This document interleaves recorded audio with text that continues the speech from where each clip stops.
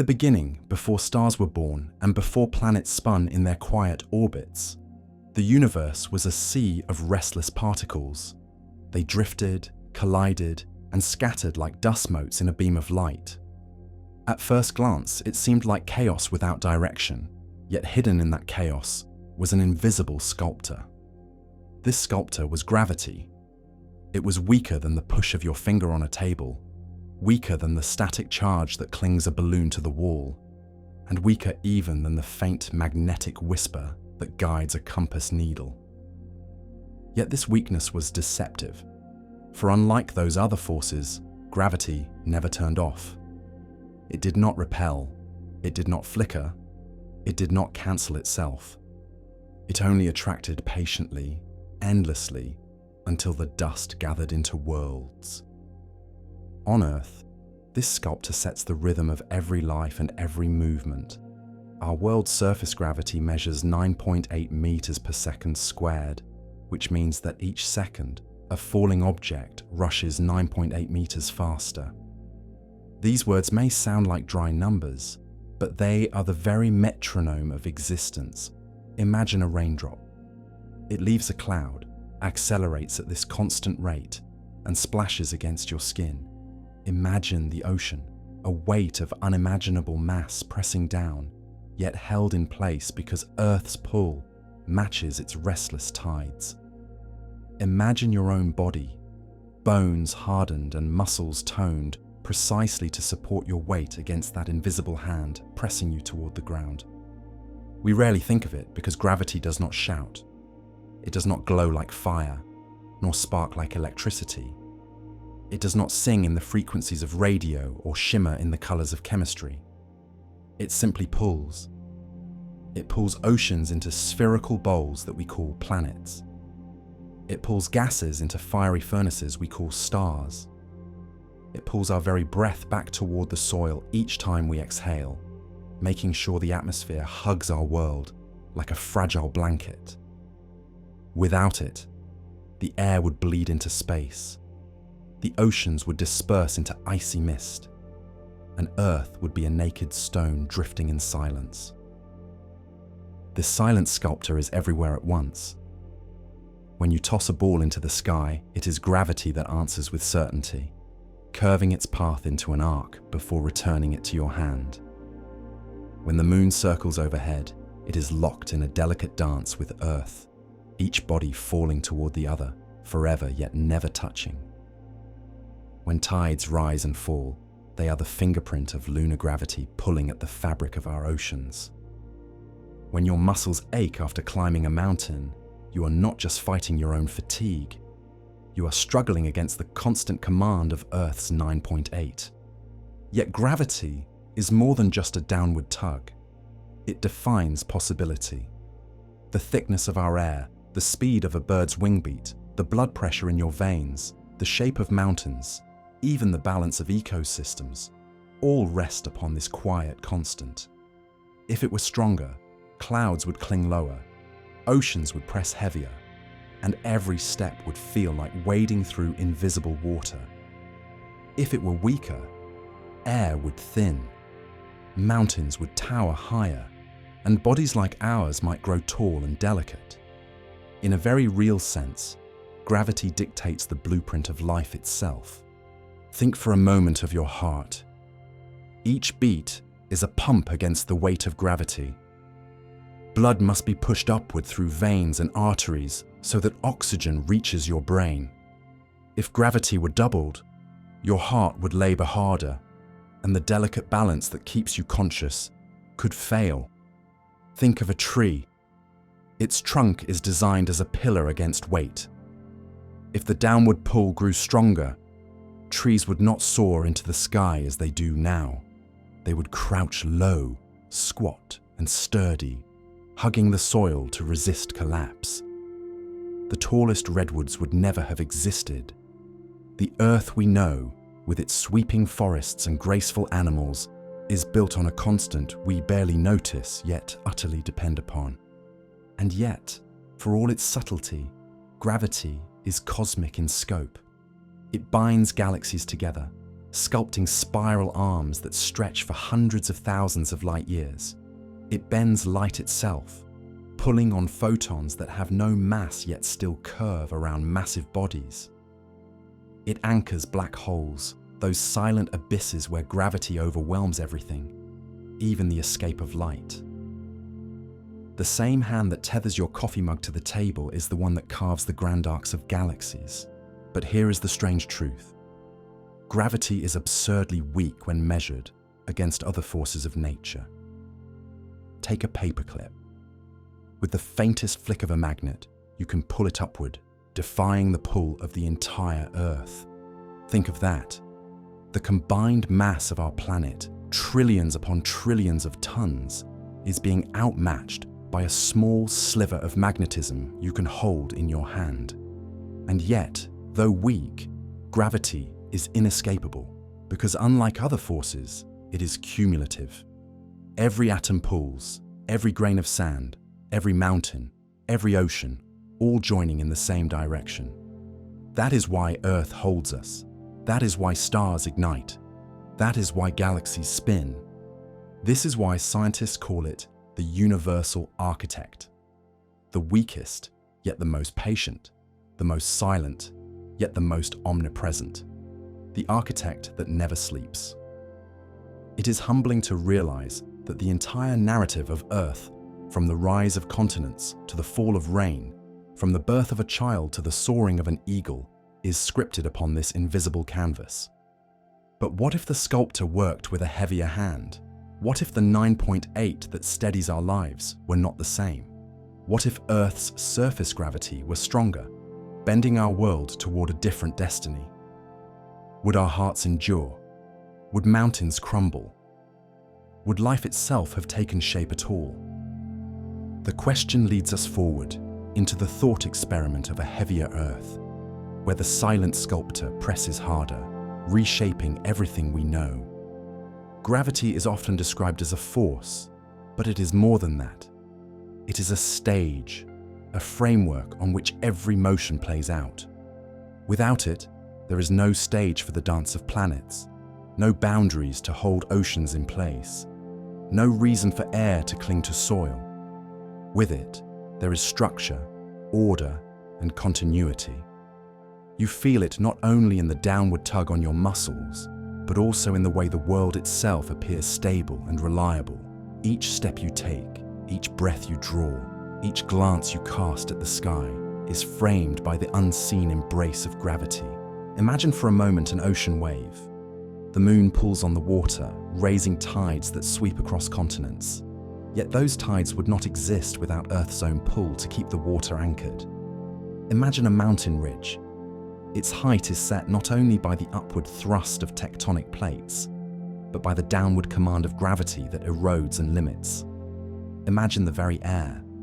At sea level, it presses against your skin with the weight of 10,000 kilograms on every square meter, yet you do not collapse under that load because your body has evolved in balance with it. This pressure, this breath, this life, all set by Earth's constant pull. Consider the way gravity sculpts time itself. According to the theory of relativity, clocks run slower in stronger gravity. This means that standing at the base of a mountain, time ticks infinitesimally slower for you than for someone at the peak. The difference is almost impossible to notice, but it is real, measured by delicate instruments. Gravity not only tells matter how to move, but also tells time how to flow. The sculptor's touch reaches even into the fabric of existence, stretching and bending it in ways that still challenge imagination. Yet the familiarity of gravity is what makes it invisible. Children learn to walk without realizing they are mastering a dialogue with gravity. Athletes leap, dancers twirl, and builders raise structures, all instinctively balancing against that constant 9.8. You have never known a moment without it. Even in sleep, when your body lies still, your heart and lungs continue their endless work against the downward pull. In this sense, gravity is not just a physical law, it is a condition of being alive on Earth. Think of the sky. Why does it end in a soft blue dome instead of dissolving into black space? Because gravity keeps the gases pressed close, scattering sunlight and painting the heavens. Think of birds. Why do they need such constant flapping of wings? Why is flight so energy intensive? Because each stroke is a battle against gravity's grip. Think of rivers. Why do they flow always downward, carving valleys and deltas? Because gravity whispers the same command to every droplet, always down, always toward the center of Earth. When you extend your imagination beyond our planet, the sculptor's hand becomes even more profound. The gas giant Jupiter holds such immense gravity that its atmosphere swirls into colossal storms larger than Earth itself, storms that last centuries. Saturn, with its weaker density but still powerful pull, corrals countless fragments of rock and ice into shimmering rings. On the tiny moon, Enceladus, geysers of water burst outward, yet most of the spray arcs back, chained by the moon's modest but relentless gravity. Across the cosmos, from the most massive star to the faintest asteroid, the same law plays out, a harmony conducted by the weakest of forces. And in the depths of space, where stars collapse and black holes form, gravity shows its absolute authority. Nothing, not even light, can escape when the sculptor grows too strong. In these places, space itself folds inward, and time twists upon itself.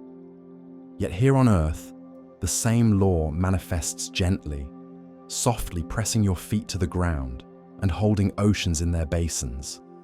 That duality, the weak and the strong, the local and the cosmic, makes gravity unique. But we must remember that what seems stable is also fragile. Earth's 9.8 is not a universal guarantee.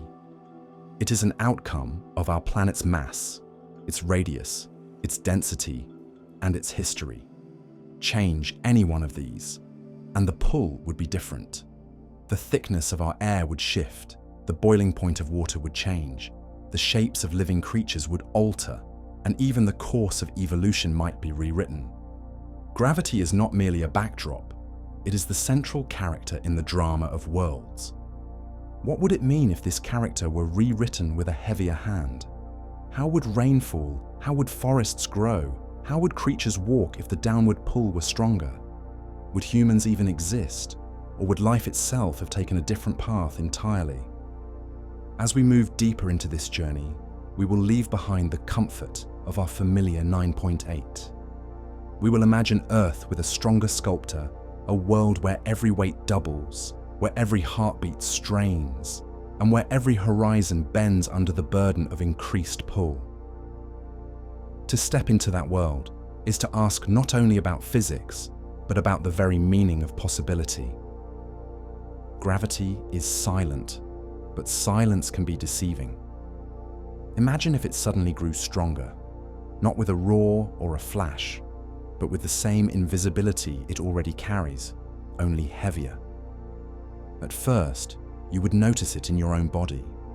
Each step would feel more laborious. Your muscles would tire more quickly. Your chest would rise and fall harder as your heart struggled to pump blood upward against the increased pull.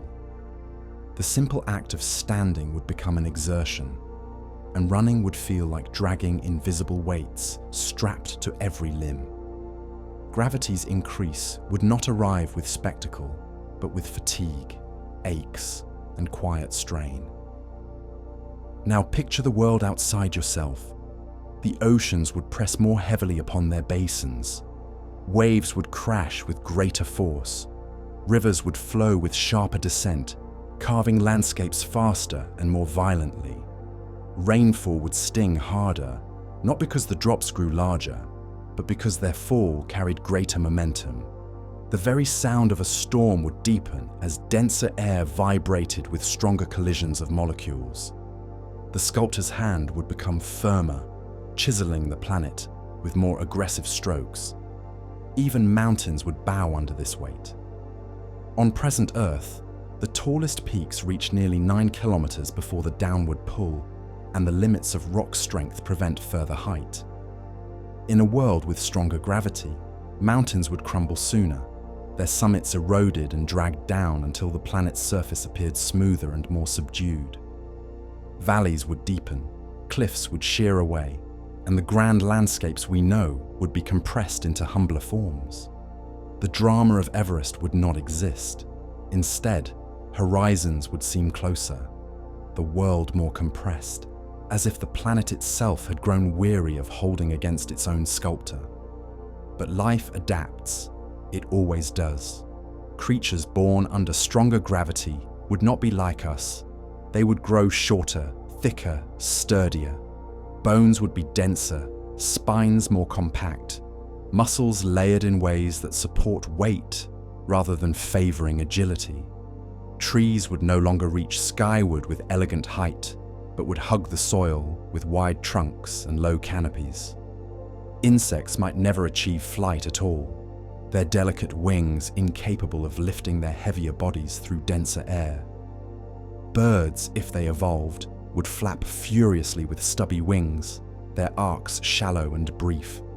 The sky would not be filled with long, graceful gliders. It would belong only to the desperate and the adapted. And what of us? Humans, as we are, could not have emerged unchanged. Our skeletons would snap under repeated stress. Our joints would grind down, our spines compress.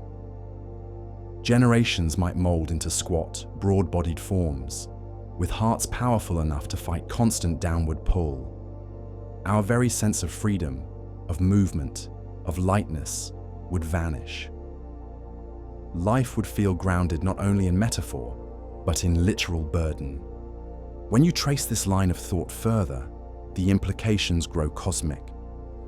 The habitability of planets depends not only on distance from their star, not only on chemistry, but on gravity. Too weak, and air slips away into space, leaving worlds barren like Mars. Too strong, and air crushes down into suffocating densities, choking the possibility of life. Earth sits in a fragile balance, a balance that has allowed oceans, weather, and creatures like us. If gravity were only modestly stronger, it might still permit life, but not life as we know it. Our world would be familiar in outline, yet utterly alien in detail. This is why gravity is not just background. It is destiny. It decides whether wings can take flight, whether mountains can rise, whether rivers can flow gently or violently, whether oceans can remain liquid, whether breathing can be sustained. It sets the scale of every action, from the fall of a pebble to the orbit of the moon. It whispers through every heartbeat, every raindrop, every gust of wind. So when we ask what would happen if Earth's gravity grew stronger, we are really asking how fragile our story is, how dependent life is upon a constant that feels eternal, yet is only the consequence of our planet's size and composition. If Earth were larger, denser, or more massive, the number would shift. 9.8 would become 10, or 12, or 15, and everything would change. Not a little, but profoundly. Gravity, the weakest of forces, holds the greatest power because it defines the possible. We exist within its limits, shaped not by choice, but by necessity. Change the sculptor's hand, and you change the art entirely. As we step into the next chapter, we will begin to see what this heavier world would truly look like, not as an abstract thought, but as a place where every movement, every breath, every landscape, and every life is weighted differently. The silent sculptor presses harder, and Earth is no longer the same. Imagine waking tomorrow to find the world subtly altered. You rise from bed and feel an inexplicable heaviness pressing you downward. The mattress clings harder to your body, the floor resists each attempt to stand, and the air itself seems thick as you draw it into your lungs. The change is not in your muscles or your bones, it is in the planet itself. Earth's pull has grown stronger. The number that defines the fall of every object has shifted upward. What was once 9.8 meters per second squared is now greater, and the difference is felt everywhere at once. The first step you take feels as though weights are strapped to your legs. Walking requires more effort. Standing upright demands more balance as your center of mass drags downward. Joints ache, ankles and knees compress. Your heart, usually an unconscious engine, begins to labor more visibly as it forces blood upward through veins against the strengthened pull. Dizziness arrives more quickly, breath shortens, and sweat beads on your skin, even after small movements. Every object around you shares the same burden. A book feels denser in your hand. A cup of water weighs heavy, sloshing with a momentum that makes spills more likely. Lifting a child into your arms becomes a feat of strength. The groceries that once filled a bag now strain your shoulders as though they were doubled. Machines groan under the added stress. Bridges bend more sharply under traffic. Airplanes must fight harder to rise from runways. Even the stones of the street press down on themselves with greater force, straining foundations and pressing against one another with new intensity. In such a world, small tasks become ordeals. Climbing a staircase leaves you gasping as if you had sprinted across a field. Carrying supplies across a room taxes your muscles like a marathon. Each heartbeat echoes louder in your chest as the pump struggles against this invisible weight. Imagine what this means for the frail, the elderly, or the very young. Their bodies, already close to the limits of endurance, would falter under the strain. Hospitals would overflow, not from disease, but from collapse. The architecture of human existence would show cracks. Buildings that stood proud for centuries might sag or topple as foundations crumble under increased loads. Roads would buckle, railways would warp, and machines designed with precise tolerances would burn out quickly. Cars would need stronger engines to move the same loads, consuming more energy and creating more heat. Rockets, already at the edge of possibility, would find the sky almost unreachable, their fuel requirements spiraling beyond feasibility. Yet the human mind adapts to new realities with imagination and persistence. Faced with heavier gravity, we would invent supports, braces, and exoskeletons to carry our weight. We would design buildings with lower ceilings, broader bases, and reinforced materials. Our diets would shift toward denser calories to fuel the extra exertion. Cities might flatten, spreading outward instead of upward, because the very idea of a skyscraper would collapse under its own stress. But the most striking changes would come not from invention, but from biology itself. Over generations, humans would evolve differently. Bones would thicken, spines would shorten, and frames would broaden. Delicate structures like long limbs would vanish, replaced by compact bodies designed to bear load. Hearts would enlarge into sturdier pumps. Lungs would deepen to handle the denser air pressed closer to the surface. The grace we take for granted in motion would be traded for efficiency. Life would move with purpose, not elegance. Even culture would transform.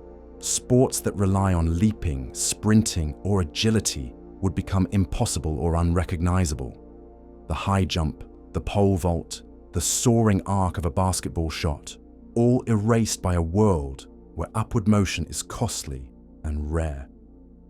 Dance would become slower, earthbound, weighted. Music might reflect this, filled with rhythms of strain and endurance rather than flight and release. Stories would change too. Myths of flight and freedom might seem distant fantasies, while legends of strength and resilience would dominate. To live in such a world would be to live closer to the soil, closer to the ground, always reminded of the sculptor's heavier hand. The horizon itself might feel different. Every hill steeper, every valley deeper, every journey longer under the weight of stronger gravity. It would be a world that tests not only muscles and bones, but spirit. Yet it would still be our world, recognizable, but reshaped, familiar, yet alien, a heavier earth. And beyond the immediate strain lies a deeper truth. Stronger gravity would not only alter how we live, it would have changed how we evolved, how civilizations formed, how the planet itself grew. To understand this is to look not only at our present struggle, but at the path life would have taken if gravity had been different from the very beginning. The weight of a world does not stop at muscles and machines. Stronger gravity seeps into the smallest details of existence, reshaping what seems ordinary. Begin with the heart. In our familiar world, it pumps tirelessly, sending blood upward to the brain and downward through arteries to the limbs. The effort is balanced perfectly against Earth's 9.8. If gravity pressed harder, each beat would face resistance, as though climbing an endless slope. The heart would need to thicken its walls, increasing its strength. But even then, the risk of collapse would grow. Fainting would become common, strokes more frequent, and sudden failures inevitable in those not adapted to the burden. Breathing would change as well. Air is held to Earth by gravity, which determines how densely molecules stack near the ground. In a heavier world, the air would be thicker at sea level, making each inhalation denser. At first, this might seem like a gift, more oxygen in every breath, but lungs would strain against the weight of that pressure. The simple act of filling them would require more muscular effort, and the delicate tissues would wear down under the constant demand. Coughs and wheezes would echo through cities. Over generations, lungs would likely shorten and broaden, designed for efficiency rather than expansion. Senses would not be spared either. Sound travels faster in denser air, making voices sharper, storms louder, and machinery harsher to the ear. The very pitch of the world would rise. Vision too would alter, because light scatters differently in a thicker atmosphere. Skies might appear dimmer, more muted, and sunsets would blaze deeper as sunlight bent through denser layers of air. Even the color of the heavens, that gentle blue we know, might shift toward deeper shades. Consider now the simple act of falling. In our world, a stumble on a staircase may bruise or break a bone. In a heavier world, the same stumble could be fatal. Objects strike the ground with greater force, momentum building more quickly under the sculptor's stronger pull. Children learning to walk would face constant danger. Playgrounds would be graveyards of shattered bones. Cultures would adapt by wrapping their young in layers of protection, turning early years into cautious training for a life of constant vigilance. Tools and weapons too would evolve differently. A thrown spear or arrow would arc downward sharply, losing distance and accuracy. Bows would need stronger pull, and arms would need greater strength, but the range would still be shorter. Firearms, if they developed, would require more force to propel bullets against the heavy air, burning more powder, producing more heat. War would be slower, closer, more brutal. Distance would be the enemy, not the ally. Agriculture, the foundation of civilization, would not escape gravity's command. Crops would grow shorter and sturdier. Wheat stalks would be thick like reeds, bending little in the wind. Corn would hug the soil. Fruit trees would spread wide rather than tall, their branches low and compact. The very shapes of fields would differ, dominated by ground-hugging plants rather than lofty growth. Farming would be more laborious, not only because of the strain on human bodies, but because soil itself would press more tightly, harder to till and turn. Architecture, the visible expression of human ambition, would be remade. Tall spires and soaring cathedrals would be impossible, their stones buckling under weight. Instead, buildings would crouch low, sprawling outward. Roofs would be thick and heavy, walls massive and slanted to bear the load. Cities would resemble fortresses, their silhouettes wide and squat. Stairs would be rare, ramps more common, and open spaces designed to conserve human effort. In such a world, Even time would feel different. Days would not be longer in hours, but the pace of life itself would slow. Journeys would take longer, work would progress more gradually, and energy would be conserved wherever possible. Leisure might be less about motion and more about stillness. Meditation, contemplation, and endurance would replace races and leaps. A heavier world breeds a slower culture, one where patience is not only a virtue, but a necessity. Yet with all these hardships, life persists. Adaptation is relentless. Humans would not vanish, but they would become something new, molded by the pressure of existence. A heavier world would teach strength in ways our own does not. Communities would bind together tightly, because survival would depend on cooperation as much as on individual effort. Traditions would celebrate resilience. Myths would honor those who endure, and the very identity of civilization would be shaped by the quiet, constant weight of gravity. This is the immediate reality of living under stronger pull. Every step, every breath, every task remade by the sculptor's invisible hand.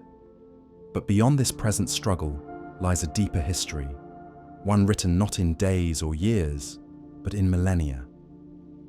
For if gravity had always been stronger, life itself would have followed another path. Evolution, from its earliest sparks, would have sculpted creatures and plants very different from those we know. To see this is to leave the present and step into the long shadows of time, where gravity has been the ultimate architect since the first cell emerged. Heavier gravity is not simply a burden placed upon existing life. If it had been present from the dawn of Earth, the blueprint of evolution would have been rewritten. Picture the earliest organisms, fragile cells drifting in primeval seas. Their forms were soft and flexible, yet even here, gravity set the rules. In a stronger field, water would press harder, currents would move more aggressively, and every structure would need sturdier membranes.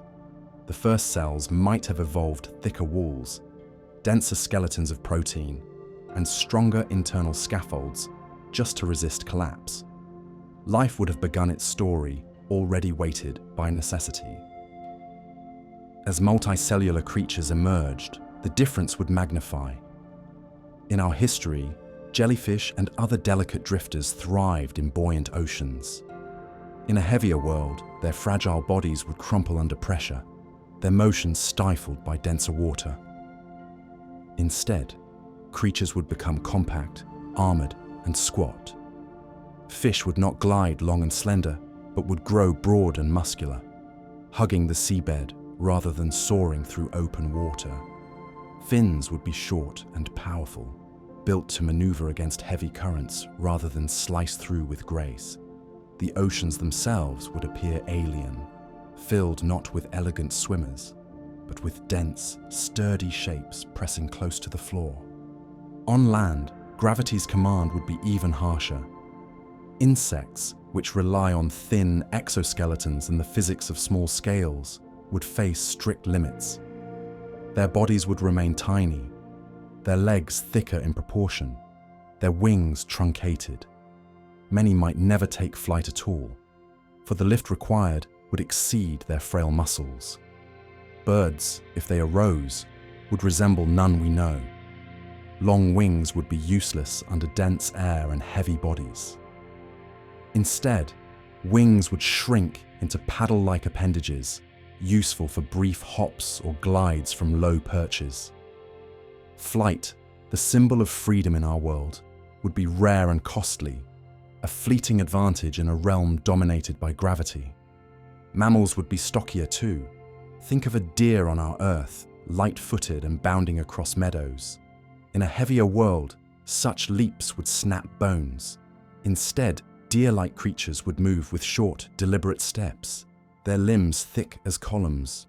Predators would be low to the ground, built not for speed, but for sudden bursts of strength. Cats would not leap, wolves would not sprint. Instead, ambush would rule. A predator would lurk in silence, strike with brutal force, and conserve energy whenever possible. The chase would vanish from the theatre of survival, replaced by patience and cunning. Plants would follow suit. On our Earth, forests stretch skyward, trees competing for sunlight by growing tall. In a heavier world, height would be punished. Trunks would snap, branches would shear. Instead, vegetation would spread outward in thick mats or squat groves. Leaves would be small, tough, and pressed close to the soil. Forests would resemble dense thickets, not soaring canopies. Landscapes would feel compressed, horizons crowded by low growth.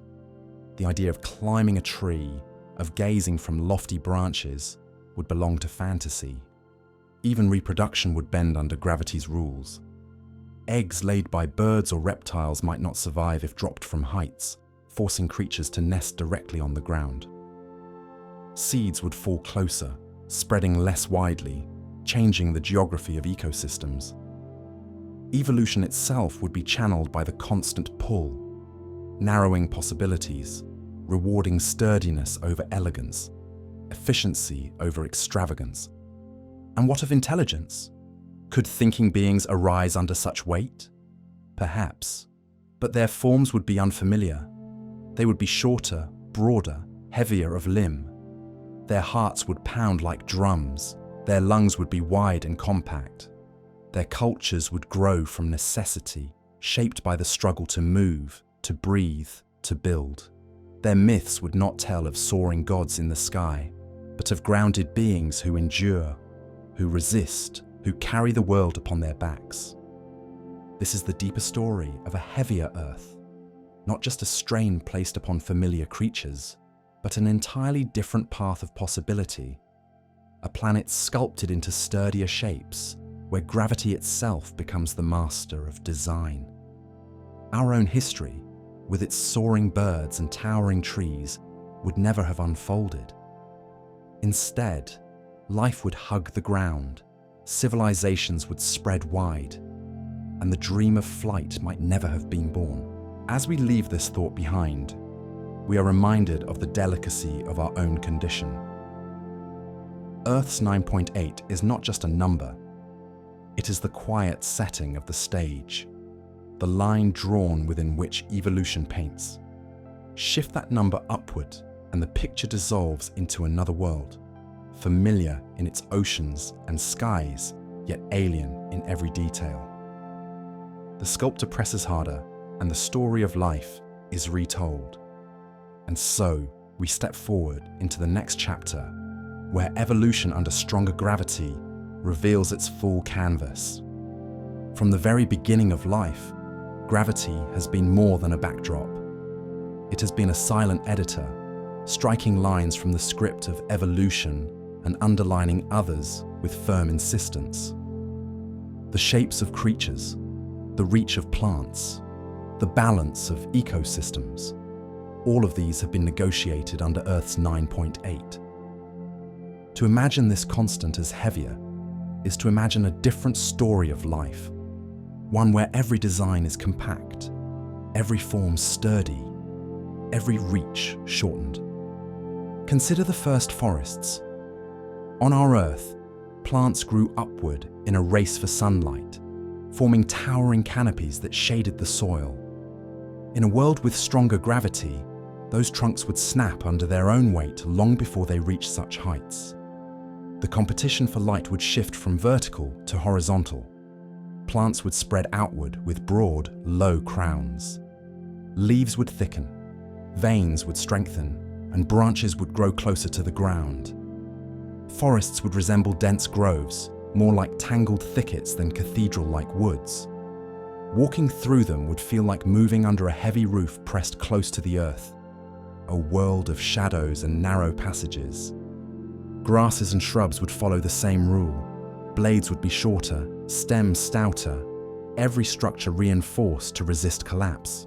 Flowers would bloom close to the soil, their colors vivid but their reach minimal. Even vines would not climb high into trees, but would instead twist tightly along the ground, spreading like mats of living fabric. The very texture of landscapes would change, From the vertical drama of our Earth to the horizontal density of a heavier world, animals too would be reshaped. Bones, which evolved as levers for movement, would become thicker, shorter, and more solid. Joints would be broader and less flexible, designed to support weight rather than allow graceful arcs. Creatures would walk with deliberate steps, conserving energy and avoiding sudden leaps. Speed would be punished by broken bones and torn muscles. Survival would belong to the patient, the steady, and the enduring. Take the image of a bird. On Earth, wings stretch wide and hollow bones lighten the body for flight. Under stronger gravity, those same adaptations would become liabilities. Hollow bones would shatter, long wings would collapse under strain. Birds would shrink in size, their wings shortened into strong paddles that could lift them only for brief, shallow arcs. Flight might survive only in the smallest of species, and even then, it would resemble bounding hops rather than soaring glides. The skies would be quieter, emptier, their freedom lost to the weight of the sculptor's hand. Insects too would feel the difference. On Earth, the lightness of their bodies allows delicate wings to carry them with surprising grace. In a heavier world, their wings would whir furiously just to lift them for moments. Many species might never evolve flight at all. Crawling and burrowing would dominate. Exoskeletons would thicken into armor, and the grace of butterflies or dragonflies would vanish from existence. The air would not sparkle with insect wings. Instead, the soil would teem with heavy-bodied crawlers, moving slowly but relentlessly. Predators and prey would meet under new rules. Imagine the chase of a cheetah across a savanna.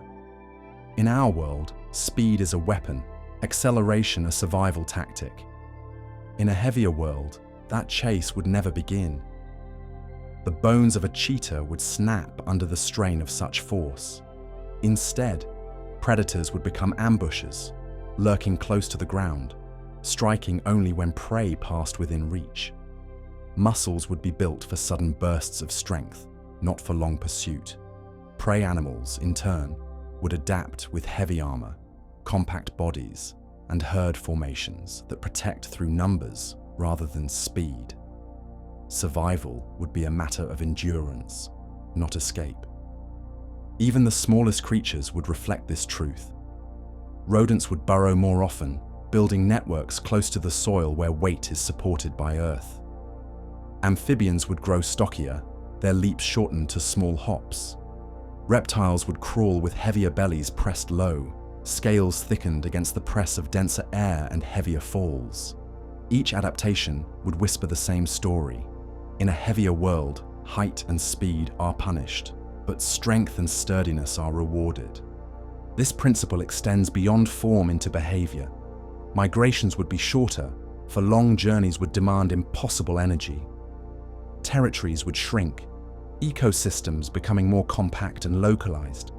The drama of vast herds crossing plains might never unfold. Instead, survival would focus on small, tightly knit groups that exploit nearby resources with efficiency. A heavier Earth would be quieter, slower, and closer, its creatures hugging the soil in both body and movement. And yet, even here, life thrives. The sculptor's heavier hand does not erase possibility, it redirects it. Instead of soaring eagles, there would be powerful ground birds with crushing legs. Instead of leaping deer, there would be broad-shouldered grazers with armor-like hides. Instead of climbing vines, there would be mats of intertwined plants carpeting the ground. Life adapts, always, to the rules of its stage. The stage may be heavier, but the play continues, rich with resilience. This is the first glimpse of evolution under stronger gravity, where the familiar becomes alien, and the possible is rewritten. The question that follows is how such ecosystems stabilize over time. How do food chains form? How do climates shape behavior? And how do creatures carve out niches in a world where every breath, every step, Every stretch upward is a battle against the pull of the Earth.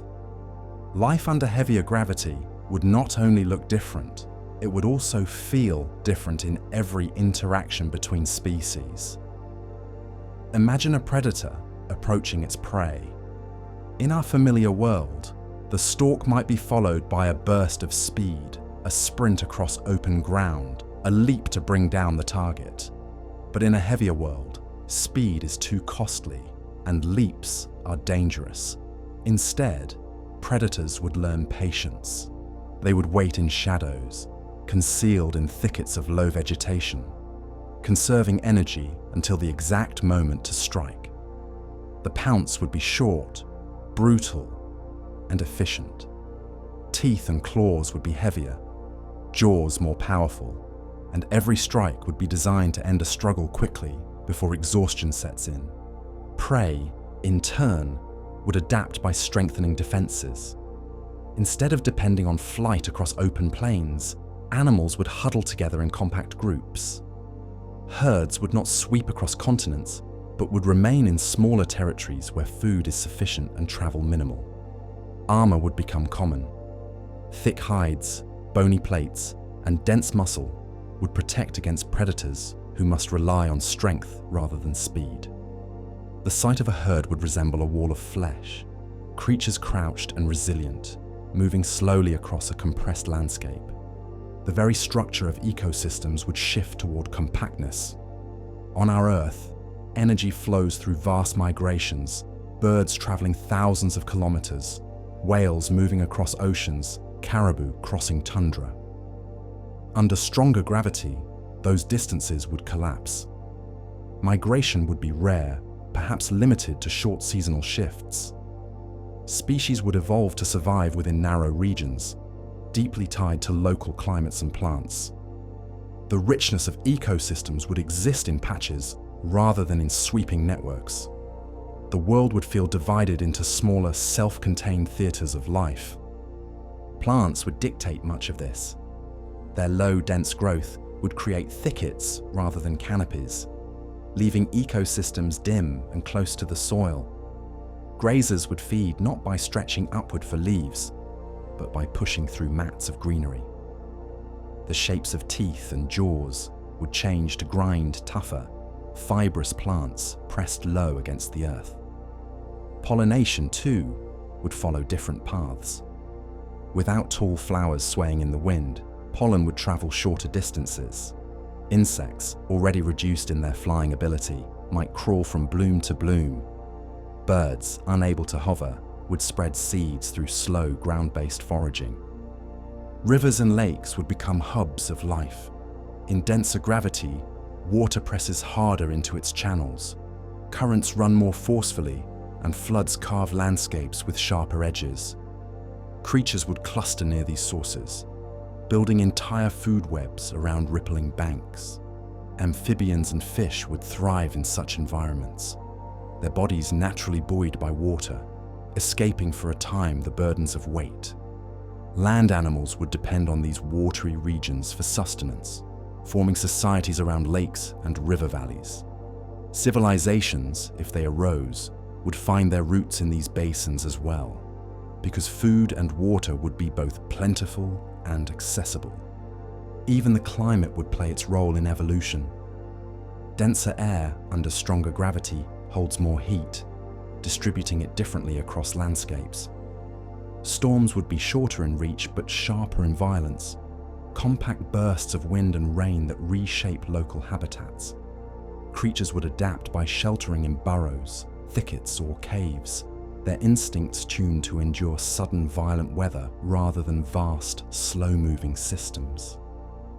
Evolution would reward resilience over mobility. Over millions of years, such pressures would carve a biosphere utterly distinct from our own. The great diversity of flight, speed, and height that colors Earth would be subdued. Instead, diversity would flourish in strength, armor, and efficiency. The elegance of gazelles leaping or birds soaring would never have emerged. Instead, the icons of this heavier world would be squat creatures with crushing limbs, plants woven into ground-level jungles, and predators with jaws built to end a fight in an instant. And yet beauty would not be lost. It would simply be redefined. Picture rolling landscapes of dense, low vegetation, glowing with flowers pressed close to the soil. Picture herds of armored grazers moving like living fortresses beneath skies darker but richer in color. Picture predators lurking in shadows, their bodies coiled with power, their strikes swift and final. Picture rivers lined with lush life, where amphibians and fish dart with vigor, relieved of the endless weight above. This world would not feel familiar, yet it would feel alive. Evolution under stronger gravity would not erase the creativity of life. It would channel it, sculpting forms that honor the same relentless drive to survive, to adapt, to flourish. But what of intelligence?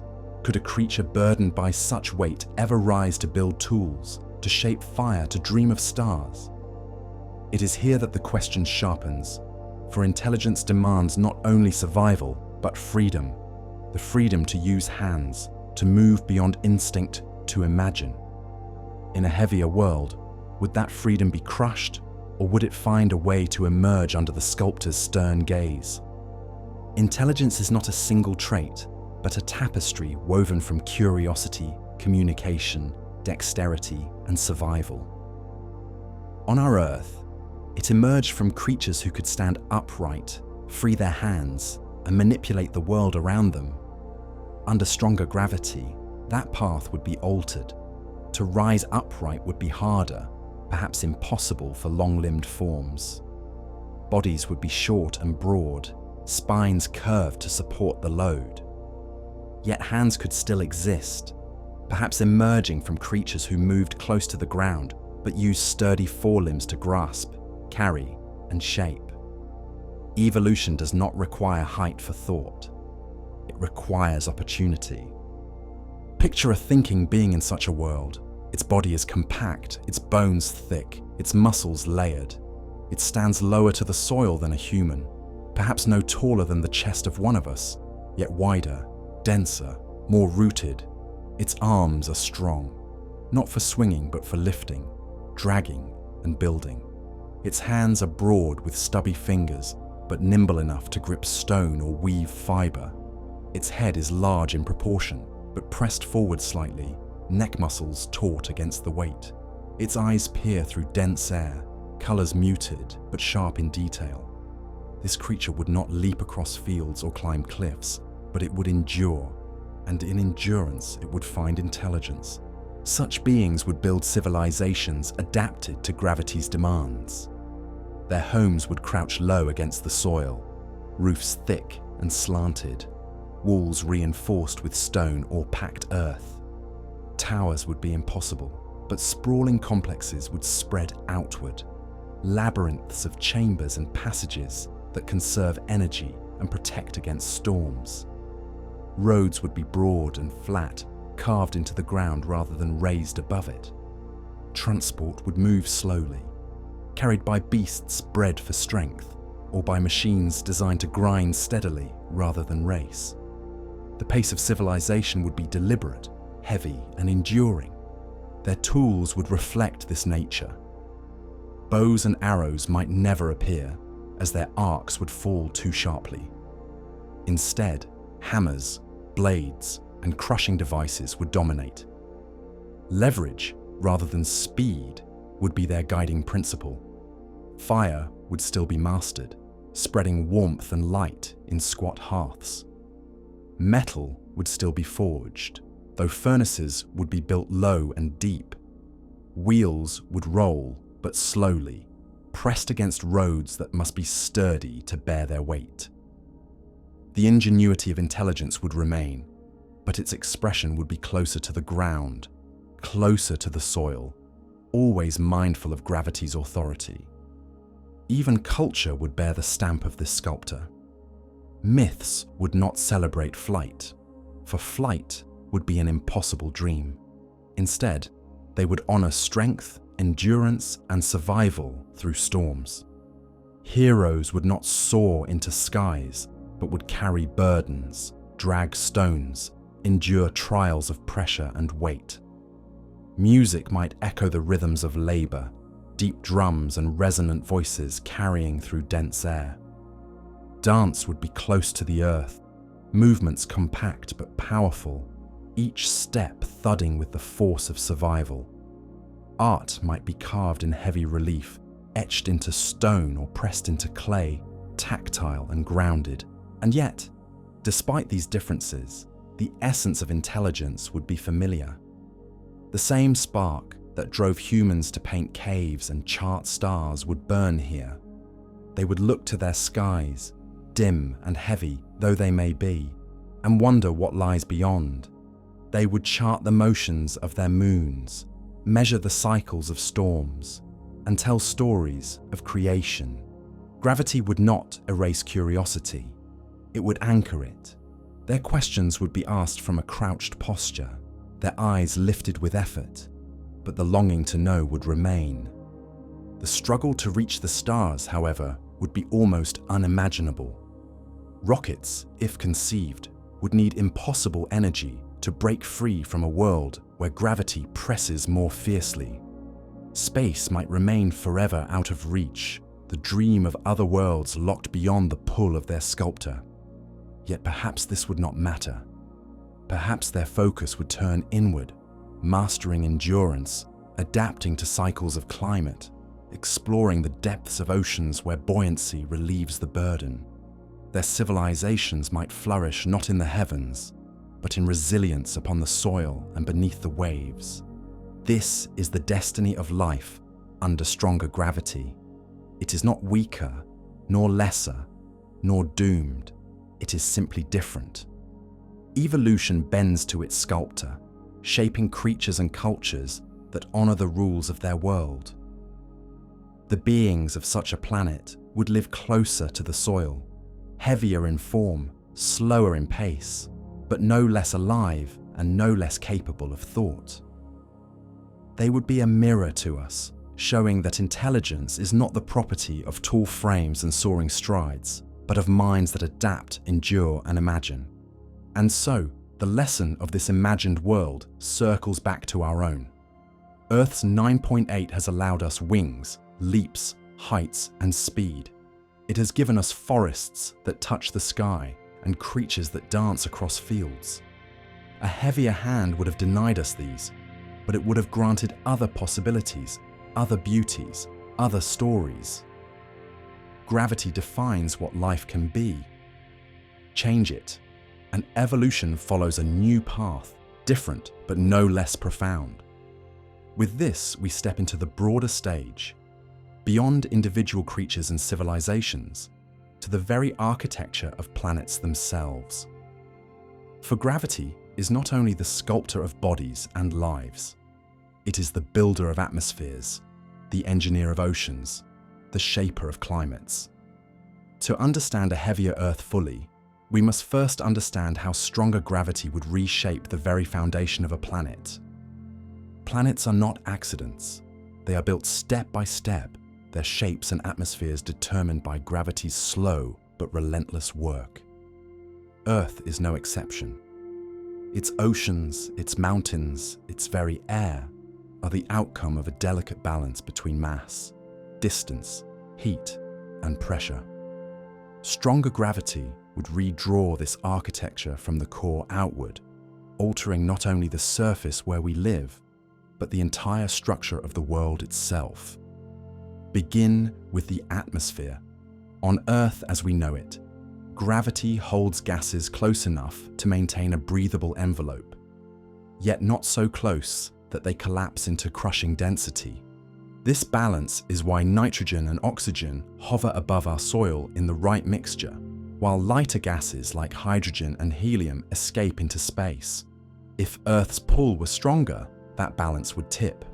Molecules that would otherwise slip away would remain, building a thicker and denser atmosphere. Hydrogen might linger, helium might cling, carbon dioxide might accumulate more heavily, turning the air into a dense mixture. Each breath would feel thicker, each sound sharper, each storm more violent.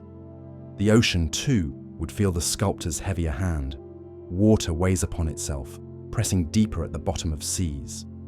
In a stronger gravitational field, that pressure multiplies. At depths where our submarines already strain, the pressure would become unbearable.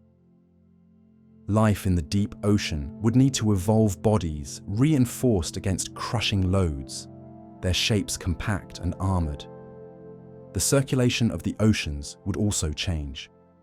Currents driven by temperature and salinity would be altered by the extra weight of water. The great conveyor belts of the sea, which regulate climate, might slow or shift entirely, leading to climates more extreme and less stable on the surface. Mountains, those symbols of grandeur, are also measured by gravity's rule.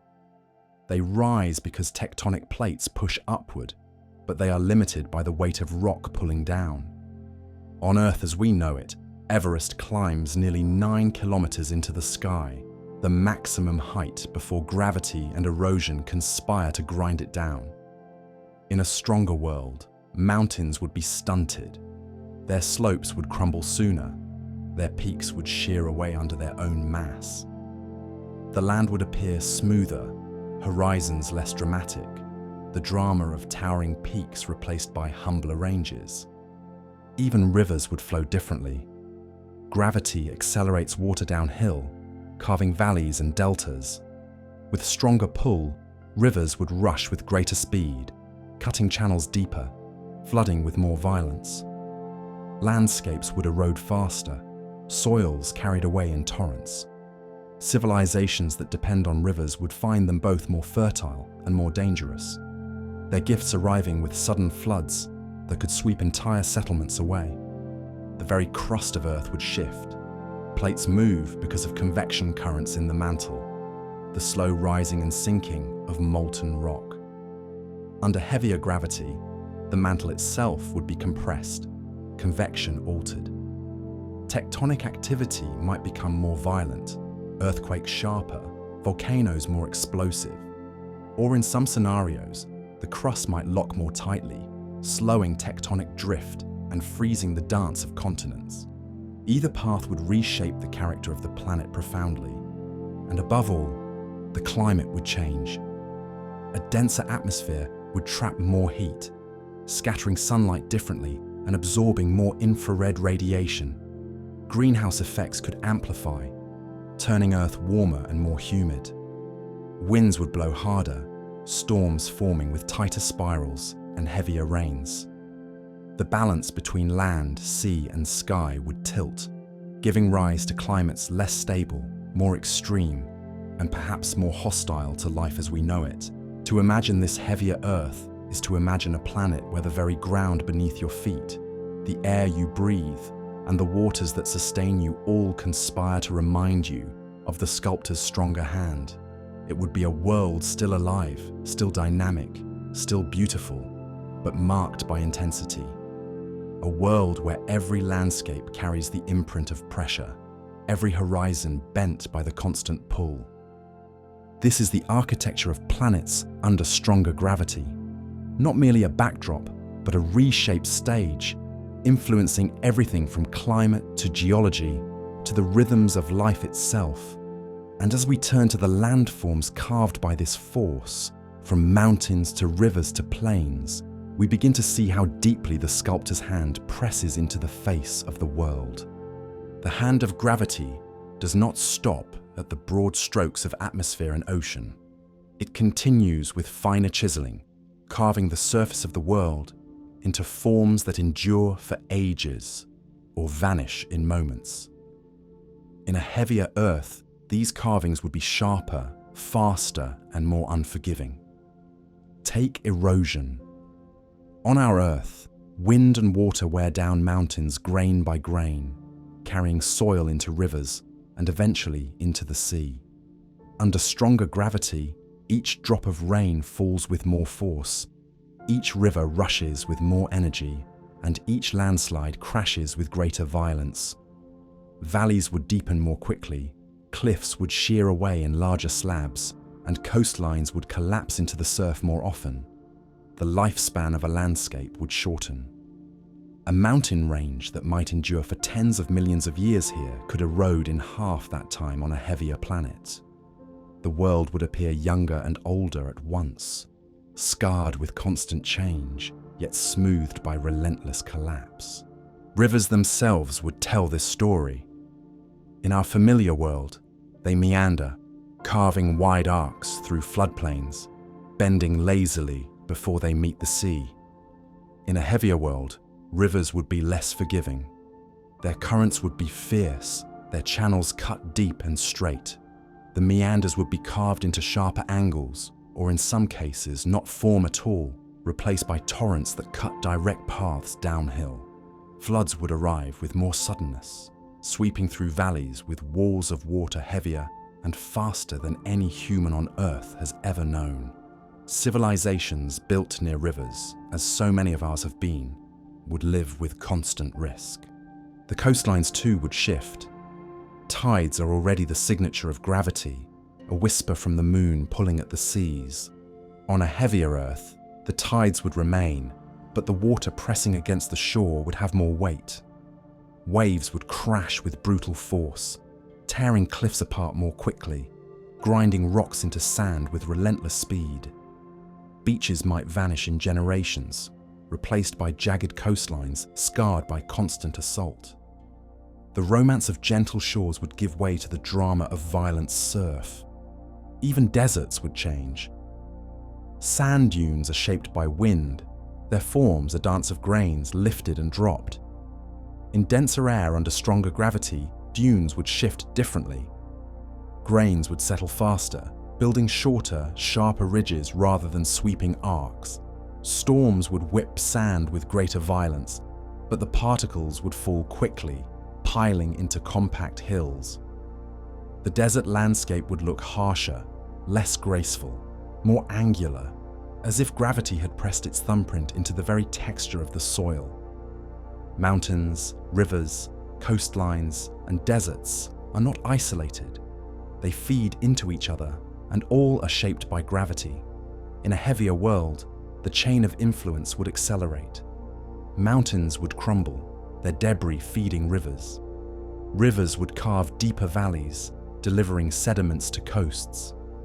Coasts would collapse more quickly into the sea, their sands drawn into deserts.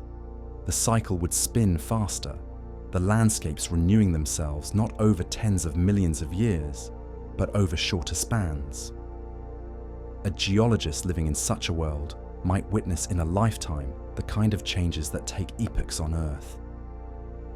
Life would adapt to this restless surface. Plants would spread roots deeper and wider to resist sudden erosion. Animals would evolve senses tuned to storms and floods, warning them to flee before disaster strikes. Entire species might migrate vertically, climbing to higher ground during violent rains and descending again when waters recede. The rhythm of existence would follow the rhythm of erosion, survival measured by the ability to endure sudden and violent change. And yet, despite the violence, beauty would endure. Imagine valleys carved into deep, sharp canyons, rivers thundering through narrow gorges, cliffs gleaming where rock has freshly sheared away.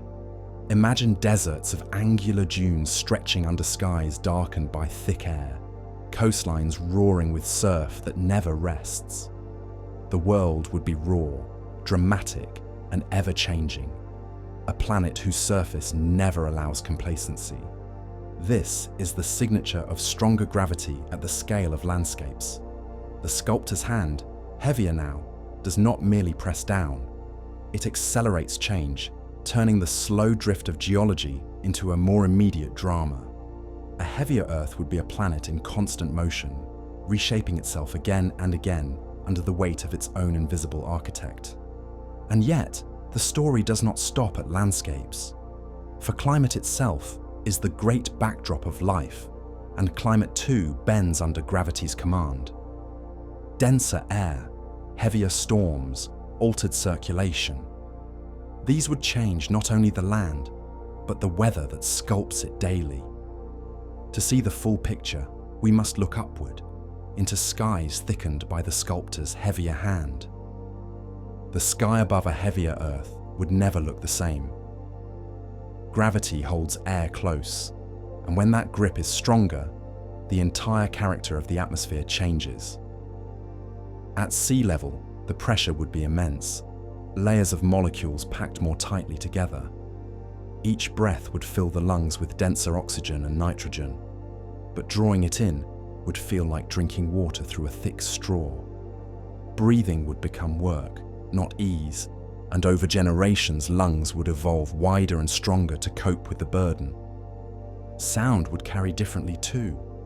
In thicker air, vibrations travel faster and more efficiently. Voices would sound sharper and carry farther, but also distort more quickly, bending in tone as they ripple through layers of dense molecules. Storms would be louder, their thunder like rolling stone, their winds screaming with a pitch unknown on our Earth. Music itself might evolve differently in such a world, instruments designed to resonate deeply rather than carry high notes that fade too quickly in heavy skies. The weather would be reshaped by these conditions. Clouds, formed by rising warm air, would climb less freely under greater weight. Instead of towering high into the sky, they would gather lower, hanging heavy above the land. Sunlight would pierce through less often, painting the world in dimmer hues, sunsets burning in deeper reds and purples as light scatters through denser air. Rain would fall harder, each drop striking the soil with more force, eroding landscapes and pounding rivers into floods.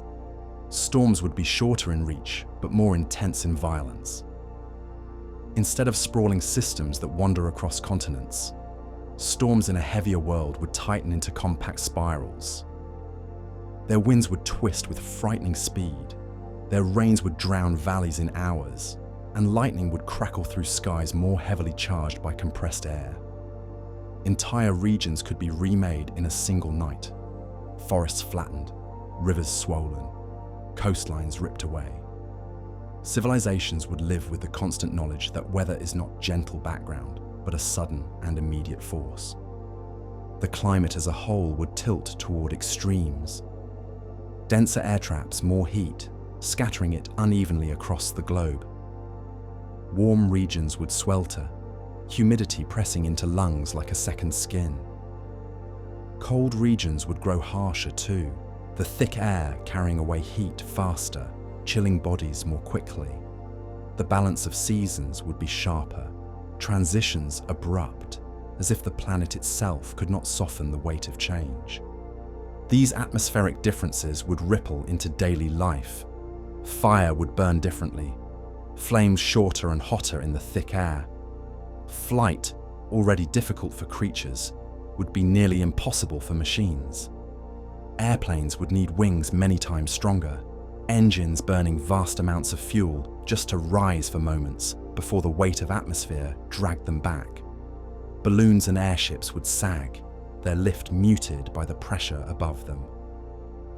The dream of the skies might never belong to such a world, and yet there would be wonders. Skies thickened by atmosphere would glow with deeper colors, stars dimmer but sunsets breathtaking. Rainbows might bend wider, halos of light forming more often as sunlight fractures through dense air.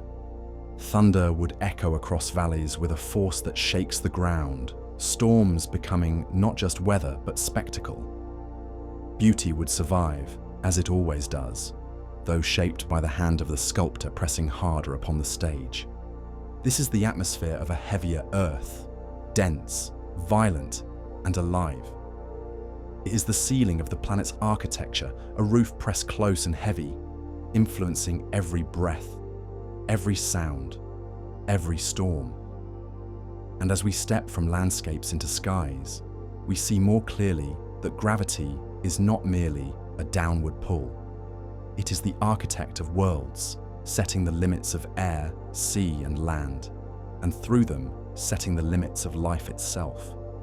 From here, the story turns more narrowly to landscapes, for mountains, rivers, and plains do not exist apart from this atmosphere. They are carved in its storms, shaped by its rains, ground down by its winds. To understand a heavier Earth fully, we must look closely at how gravity's stronger hand sculpts the very face of the land. Mountains rise because Earth's crust is restless.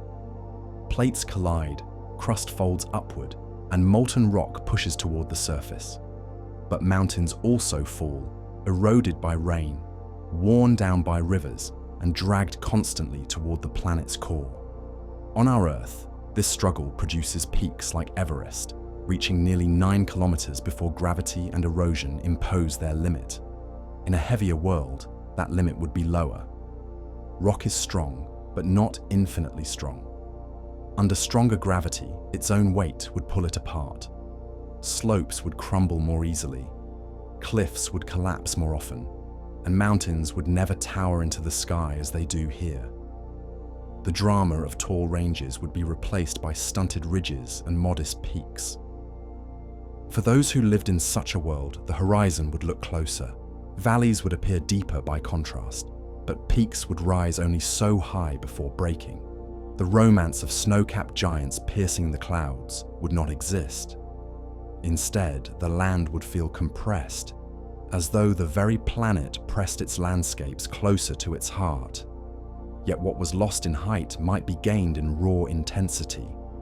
Rock slides and avalanches would thunder more often, each collapse carrying greater weight, reshaping valleys in moments.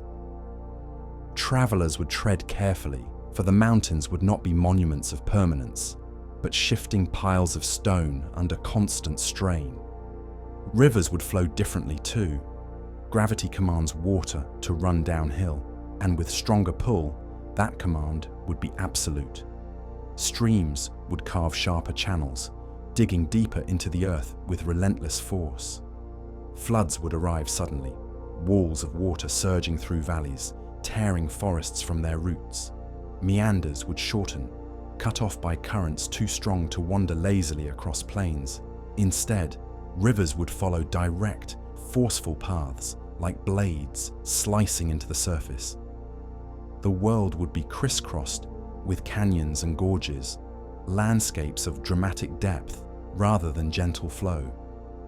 Civilizations would be bound to these rivers, just as ours has been, but their relationship would be more precarious. The fertile soils of floodplains would still nurture crops, yet each season would carry the threat of disaster. Settlements would need to be built on higher ground, away from sudden floods, their architecture designed to endure the hammering of rain and the constant pull of gravity on stone and timber. Bridges would need to be broader, lower, and stronger, tested by currents that never rest. Water would give life, but also take it with little warning. The coasts would be more dangerous as well. Waves would crash with heavier force, each tide slamming against the shore with greater violence. Cliffs would erode faster, beaches would shrink, and islands would vanish in decades rather than centuries. The line between land and sea would be ever-shifting, a place of constant collapse and renewal. Fishing cultures, if they arose, would need vessels broader and sturdier, for the sea would never be gentle. Even plains, which we often think of as the calm heart of landscapes, would carry the mark of stronger gravity. Grasslands would be denser, soils packed tighter, and the winds that swept across them heavier with dust. Fires would spread more fiercely, flames driven low by thick air, rushing across fields with terrifying speed. Life here would grow tough and resilient, plants hugging the ground, animals moving deliberately, always wary of sudden storms and floods that arrive with the sculptor's weight behind them. In such a world, landscapes would not invite leisurely journeys. They would test endurance at every step.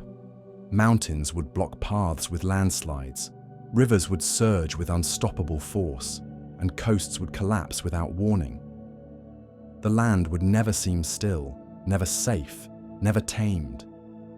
It would be a stage of constant drama, sculpted daily by the invisible hand, pressing harder than our own. And yet, beauty would survive. valleys carved into deep, glowing gorges, waterfalls crashing with thunderous weight, deserts built of angular dunes under skies painted deep by dense air. All of these would exist, breathtaking in their own way. The landscapes of a heavier Earth would not resemble the ones we know, but they would carry their own grandeur, one born of pressure and persistence. This is the face of a heavier world, compressed, restless, yet alive. The sculptor does not erase the land, but reshapes it, reminding us that gravity is not just a pull. It is a hand carving the surface, a rhythm shaping rivers and plains, a silent architect of every horizon. And as life adapts to this compressed stage, ecosystems themselves must follow, finding ways to thrive on a planet where the ground shifts faster, the rivers cut deeper, and the skies weigh heavier. The ecosystems of a heavier Earth would mirror its landscapes, shaped by constant weight and faster change. In mountains that crumble quickly, life would cling to stability where it can. Plants would root deep, spreading networks through rock and soil to hold against slides. Their forms would be compact, hugging slopes rather than reaching high. Alpine meadows would not stretch into sweeping vistas, but instead scatter in pockets, wherever the soil is stable enough to last a season. Animals here would be sure-footed, with broad limbs and heavy muscles, climbing not with leaps, but with deliberate steps. Herds would be small, moving cautiously, for one false step on loose stone could mean death under crushing weight. Rivers would create their own theatres of life. Their banks would be dense with vegetation pressed low by floods, roots tangled deep to resist the surge. Trees, where they existed, would arch outward rather than upward, their canopies heavy and close to the soil. Fish in these rivers would be powerful swimmers, their bodies muscular to resist strong currents. Amphibians would breed in backwaters and eddies, safe from torrents that sweep the main channels. Predators would wait at choke points where prey is funneled by rushing water, ambushing with sudden bursts of strength. Entire food webs would depend on the violence of the river, thriving on its constant cycle of destruction and renewal. Coastlines would be even harsher. Beaches would be narrow, swept away by waves too heavy to allow long stretches of sand. Instead, jagged cliffs would dominate, collapsing often, their rubble feeding the sea. Creatures here would burrow into rock or cling tightly with strong limbs, designed to endure the constant pounding of surf. Birds, if they existed, would nest close to the ground, their wings short, their flights brief, their lives lived within sight of the soil. Shellfish and hardy crustaceans would carpet the tidal zone, their armor thickened against crushing waters. Life would persist, but it would be carved into the stone itself, resilient and unyielding. Plains would host the largest gatherings of life, but even here gravity would leave its mark. Grasses would form mats low to the ground, resistant to fires and storms.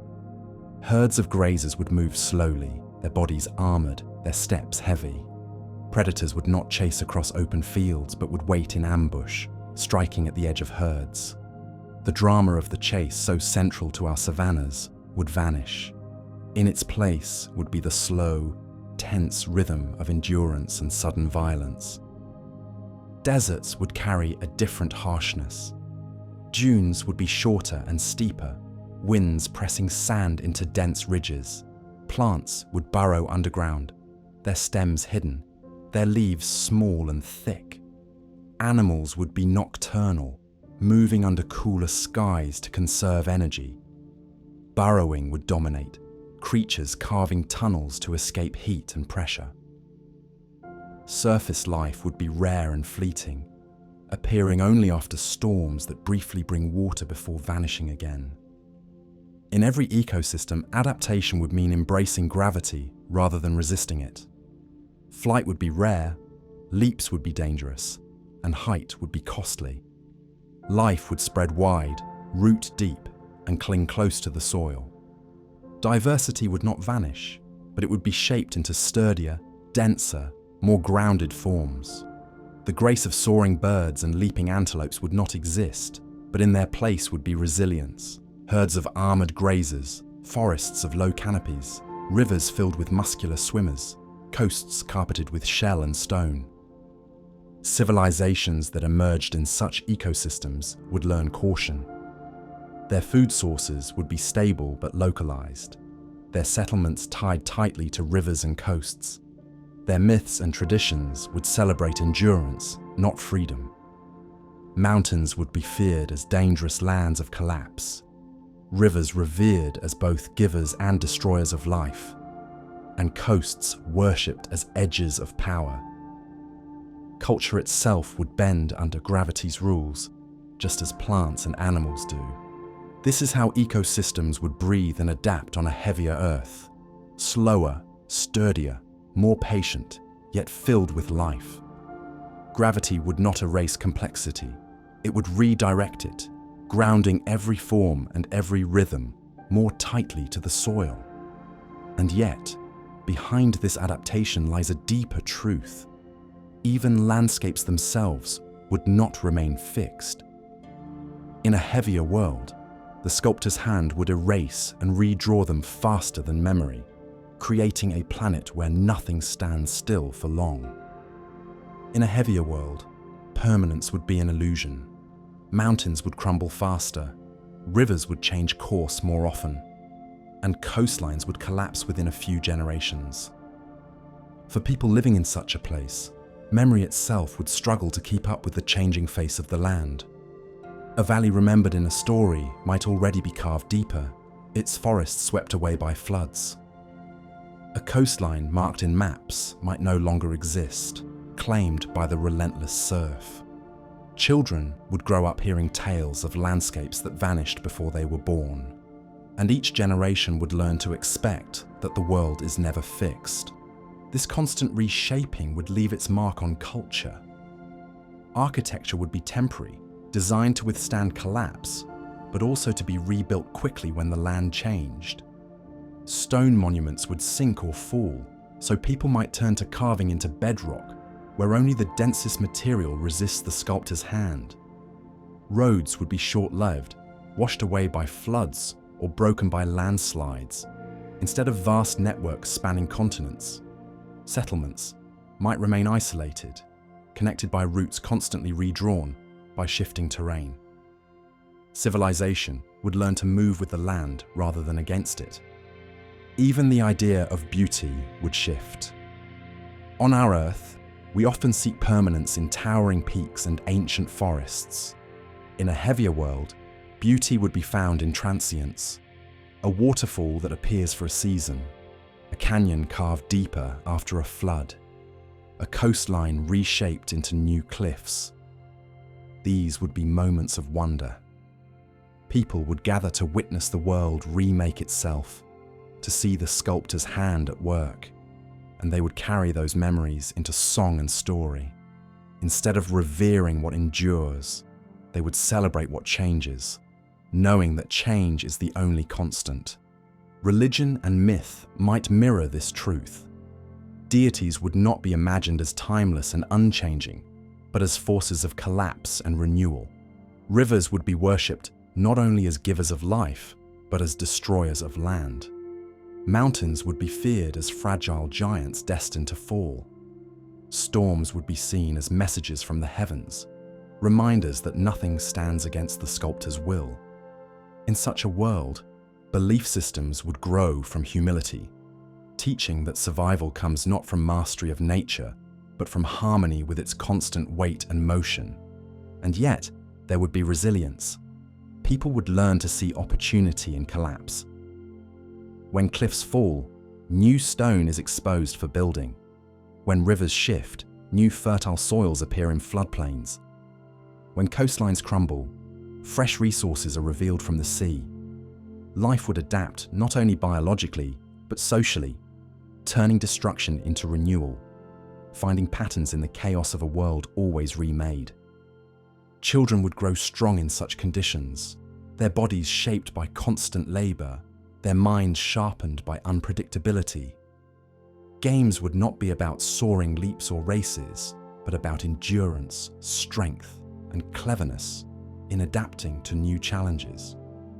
Elders would be revered not for memories of stable places, but for wisdom in surviving cycles of collapse. A heavier earth would raise a people grounded not just physically, but spiritually in the understanding that the sculptor's hand is heavy, tireless, and never still. And so, the landscapes of this world would teach a lesson deeper than erosion or collapse. They would teach that beauty lies not in permanence, but in transformation. Every mountain that falls, every river that shifts, every coast that crumbles would be part of a greater rhythm. Gravity, the silent sculptor, would reveal itself not as the guardian of stillness, but as the artist of change. This chapter closes with a truth that resonates across all worlds. The stage of life is never fixed. On our Earth, we are blessed with the illusion of stability. On a heavier Earth, that illusion would be stripped away, replaced by a raw, unending display of transformation. And from that transformation would rise a different kind of life, a different kind of beauty, and perhaps a deeper respect for the sculptor that shapes it all. Technology is the story of humanity shaping its environment, bending nature to serve need and imagination. On our Earth, this story is already a struggle against limits. Gravity fights every attempt to build higher, to fly, to escape into space. Yet in a heavier world, that struggle would be far harsher. Every invention, every structure, every machine would be tested by the sculptor's stronger hand. Progress itself would take a different path. Begin with buildings. On Earth, we have raised towers that pierce the sky, monuments of ambition and engineering. In a heavier world, the dream of skyscrapers would vanish. Gravity would press against every beam and every stone, demanding thicker supports and broader foundations. The cost of building upward would outweigh the benefit. Instead, architecture would sprawl outward. Cities would be low and wide, resembling fortresses crouched against the soil.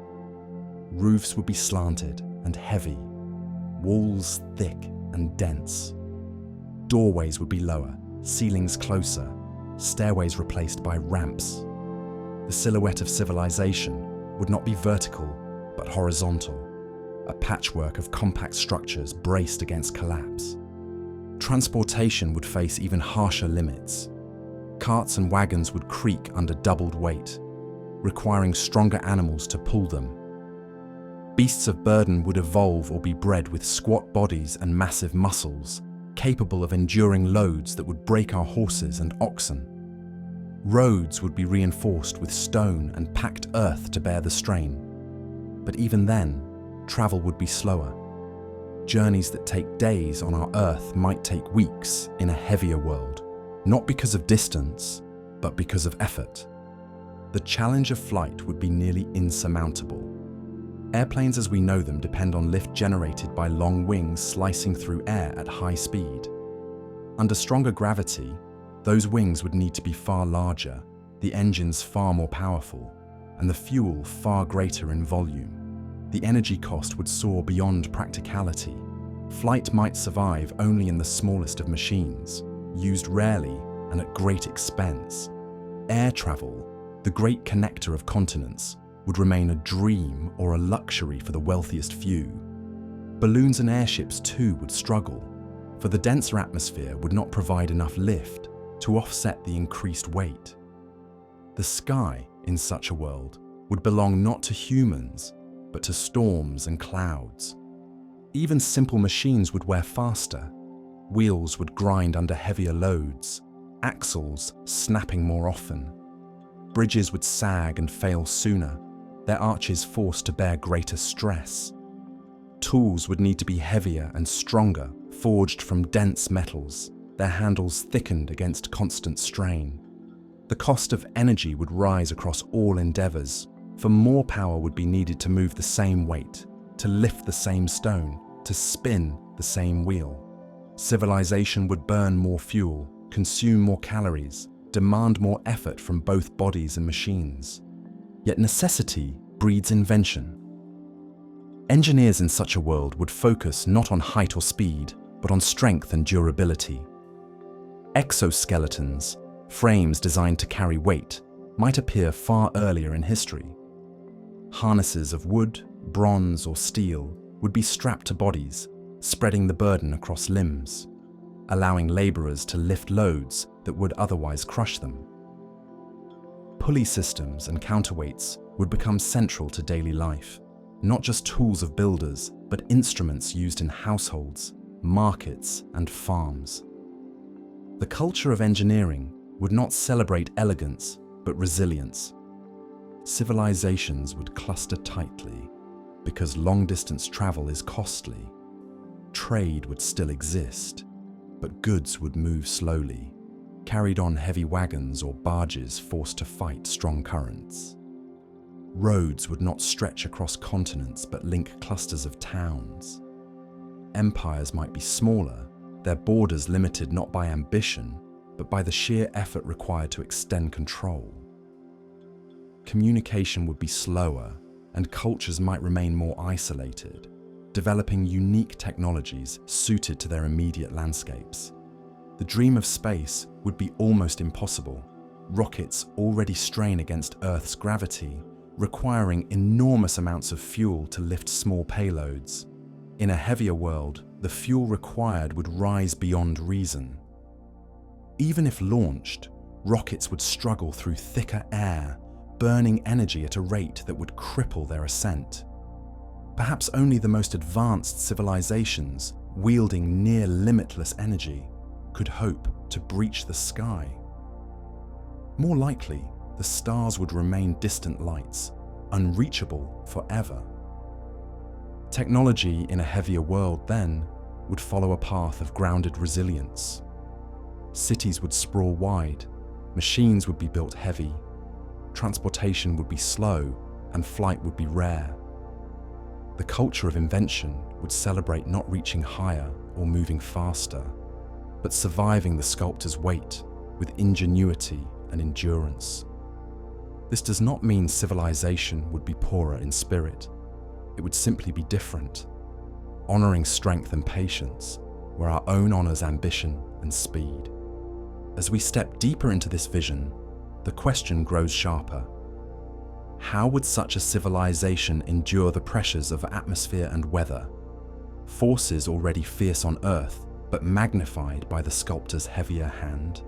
To answer this, we must lift our eyes from stone and steel and look again to the skies, where storms and winds would define not just landscapes, but the very survival of life.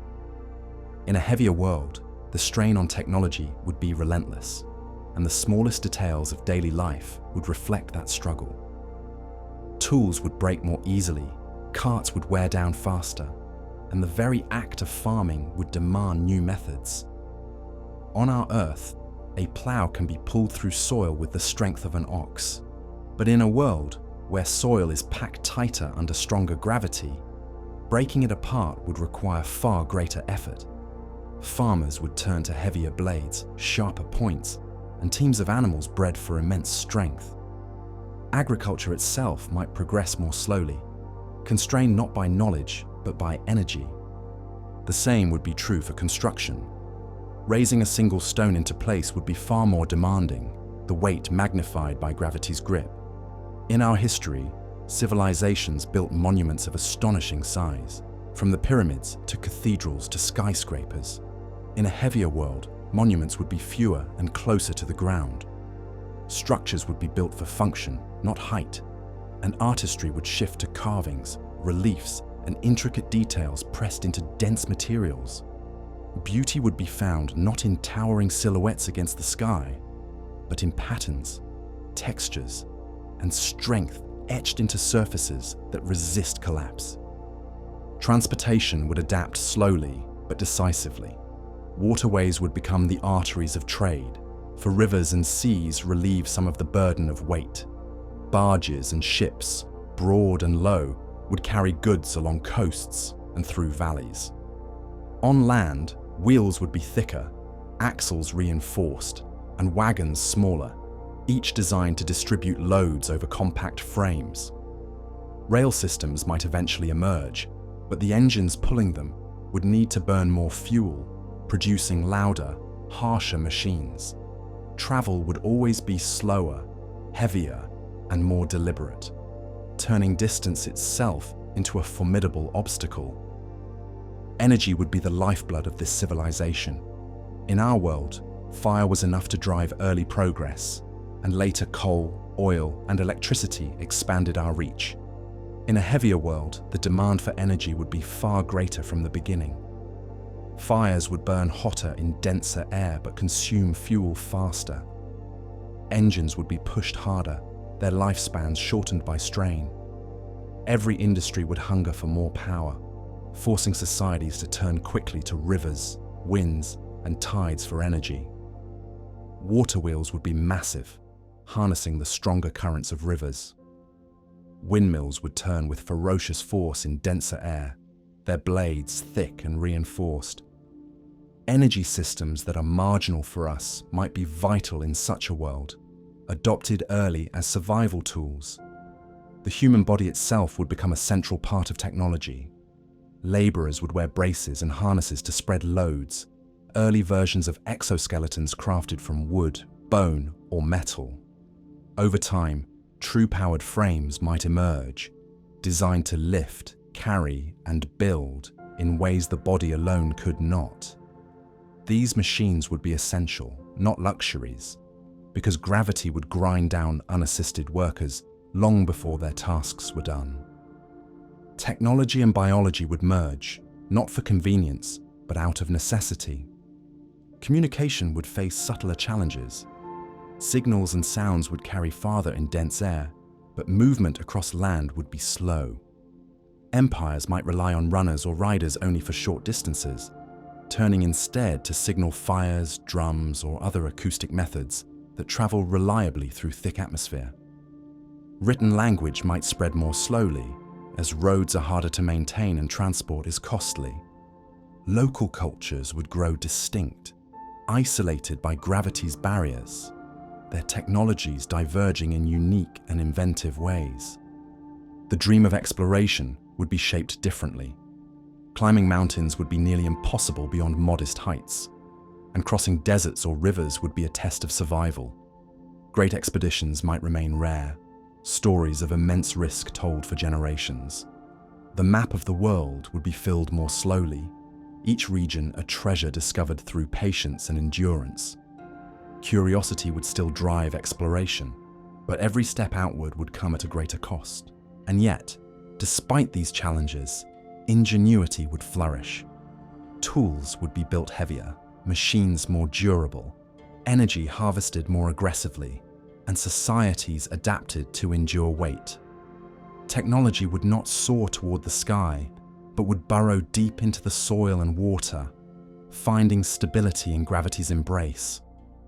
This is the nature of progress in a heavier world. It would not be a story of towering monuments and flying machines, but of resilience, endurance, and invention grounded close to the soil. Civilization would still rise, still shape its environment, still tell its story, but always under the stern weight of the sculptor's hand. As we consider this, the question sharpens once again.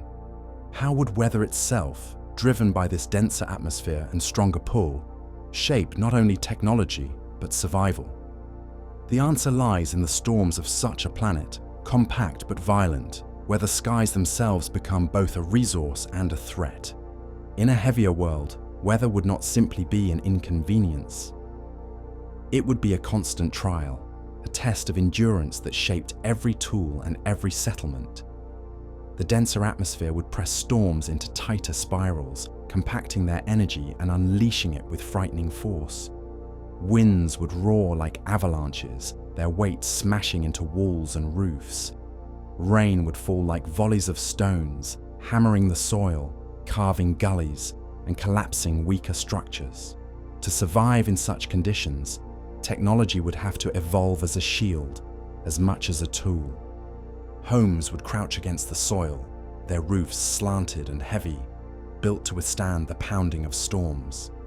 Thatch and light materials would not last. Instead, stone, packed clay, or reinforced timbers would form thick shells around families. Windows would be narrow, doors braced, and foundations sunk deep. Villages might be ringed with earthen berms to divert floods, while cities would spread like fortresses, their streets designed to channel torrents of water away before they could destroy.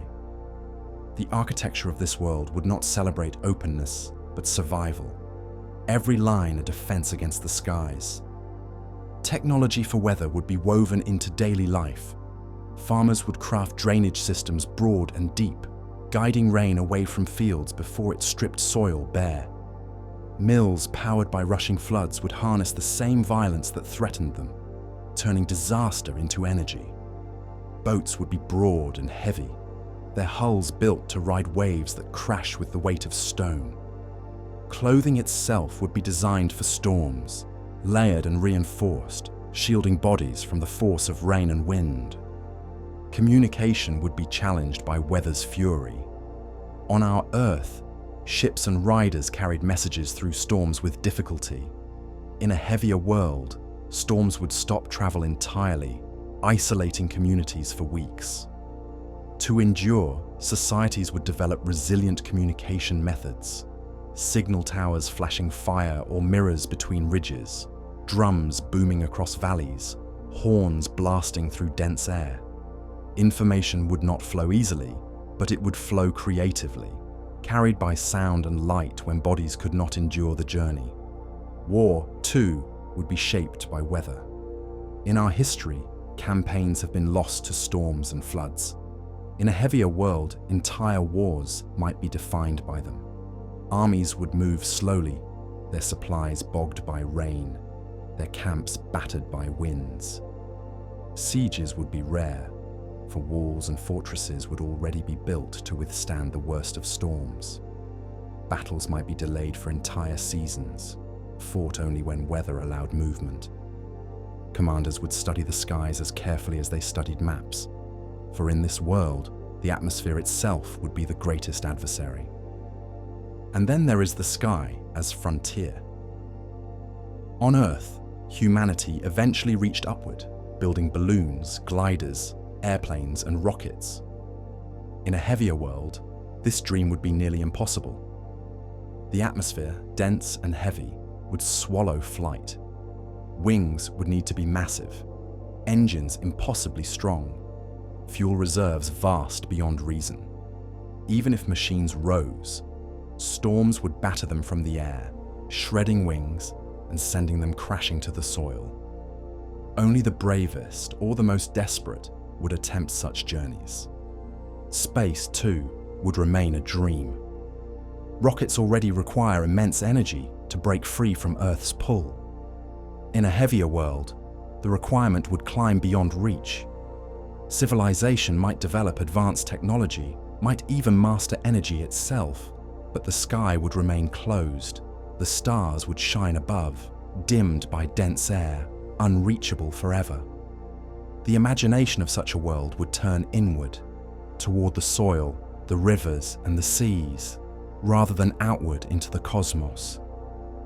And yet, within these limits, there would be triumphs. Technologies would grow resilient, homes strong, machines durable, and societies clever in their adaptations. The people of this world would not dream of height or speed, but of endurance and stability. Their lives would be lived closer to the soil, but they would still sing, still build, still imagine. Their technology would not raise them above gravity, but it would allow them to thrive beneath it. This is the truth of technology in a heavier world. It would bend to storms, to floods, to the sculptor's heavier hand, but it would not break. Progress would be slower, grounded, and shaped by necessity, but it would endure. And as we turn our eyes fully to the atmosphere itself, to its storms, its heat, its endless weight, we will see just how deeply gravity sculpts the skies and how life beneath them must bow or adapt. The air we breathe is more than an invisible ocean of gases. It is a stage upon which weather, climate, and sound all play their roles. On Earth, this atmosphere is held delicately in place by gravity. It presses with a steady weight at sea level, enough to sustain life, but not so much as to crush it. If gravity were stronger, this invisible ocean would grow thicker, heavier, and more restless. Every gust of wind, every drop of rain, every beam of sunlight passing through would be altered. The very feel of the sky would change. At the surface, pressure would be immense. The simple act of standing in air would feel like standing beneath a shallow sea. Each breath would carry more molecules, each inhale a dense flood of oxygen and nitrogen. At first, this might seem like a gift. More oxygen for the body, sharper bursts of energy, endurance fueled by air itself. But the cost would come quickly. Lungs would labor against pressure, their tissues straining to expand. Over time, they would thicken and broaden, adapted to draw breath, not with ease, but with force. Hearts, too, would feel the demand, pumping blood against higher resistance, straining to keep the brain fed. Sound would travel differently in this world. Denser air carries vibrations faster and more efficiently, giving every sound a sharper edge. Voices would ring out more powerfully, but they would also distort, bending in pitch as they passed through thick layers of atmosphere. Music would deepen, instruments tuned not for high notes, but for resonant lows that can pierce the heavy air. Thunder would crash with a force that shakes the ground, storms echoing like the roar of giants. The very soundscape of life would be altered. Each note, each call, each warning shaped by the sculptor's heavier hand. Clouds would gather lower in the sky, their vapor unable to rise as freely through dense air. They would loom heavy and grey above the land, painting the world in muted light. Sunlight would scatter more forcefully, colouring skies in darker shades of blue, sunsets in deep crimson and violet. The heavens would seem closer, more oppressive, as though the sky itself pressed downward along with gravity. Rain would fall harder, drops heavier, striking soil like pebbles thrown from the heavens. Floods would come swiftly, carving valleys and drowning plains with relentless speed. Storms in such a world would be fierce beyond imagination. The denser air would feed them, trapping heat and moisture, fueling spirals of wind compacted into violent knots. Hurricanes would shrink in size but grow in intensity, their winds screaming at unimaginable speeds, their rains falling with punishing weight. Tornadoes would form more often, their funnels twisting violently across plains, tearing apart forests and settlements. A single storm could reshape an entire region, leaving scars that would last for generations. Heat itself would linger differently in such skies. Denser air holds warmth more stubbornly, trapping it against the surface. Nights would cool more slowly, days would grow hotter, and humidity would cling like a second skin. The greenhouse effect, already a delicate balance on Earth, would be amplified. Carbon dioxide and water vapor would trap energy more efficiently, raising average temperatures, perhaps tipping the world into a state of constant warmth. Ice would be rarer, snow confined to the highest peaks that gravity has already stunted. Seasons would blur into one another, weather less predictable, more extreme. For life beneath such skies, adaptation would be constant. Plants would grow tough leaves to resist the hammering of rain, their roots spread deep to anchor against floods. Animals would seek burrows and shelters, timing their movements to avoid the violence of storms. Humans would build not for openness but for defense, their villages crouched beneath thick roofs, their cities walled against floods and winds. The atmosphere would not be a gentle ceiling but an adversary, shaping survival as much as soil or water. And yet, beauty would not vanish. Skies heavy with storm would glow with colors deeper than our own. Rainbows would bend wider. Halos would shimmer more often around the sun and moon. Lightning would split the sky in dazzling displays of power. The atmosphere of a heavier world would be a canvas of drama, painted not with subtlety, but with bold, unrelenting strokes. This is the truth of weather under stronger gravity. It would not be background, but center stage, commanding attention, demanding respect. To live beneath such skies would be to live in constant negotiation with forces larger than oneself. And as we imagine these storms and pressures, the question rises: how much weight can biology endure? At what point does life itself bow and break beneath the sculptor's heavier hand? The storms of a heavier world would not be passing inconveniences, but defining features of existence. Imagine valleys where rains fall so heavily that rivers swell within hours, carving away forests, dragging boulders, and swallowing fields. Imagine plains where winds scream across the soil with the weight of stone, flattening plants and forcing animals to huddle in burrows. In such a world, weather would dictate where life can survive and where it cannot. Regions prone to constant violence might be left barren, deserts not of sand, but of storm-scoured rock, where only the hardiest species cling to survival. Civilizations would be forced to adapt their entire rhythm to the moods of the sky. Planting and harvest would revolve around storms, timed carefully between floods. Homes would be built on high ground, protected by walls of stone and clay, designed to deflect torrents. Roofs would be weighted with heavy beams so that winds cannot tear them free. Settlements might cluster in valleys shielded by ridges, choosing geography that grants even a fraction of protection. Maps of such a world would not mark only rivers and mountains, but also the paths of storms, sacred knowledge passed down through generations. Travel would be a constant gamble. On our Earth, merchants and explorers can risk rain or snow, but in this heavier world, being caught in a storm could mean annihilation. Caravans might vanish in floods, ships crushed by waves, wagons overturned by winds. To move between regions, people would study the skies as navigators of survival, learning to predict the shifts of clouds, the smells of rain, the sudden silences that precede catastrophe.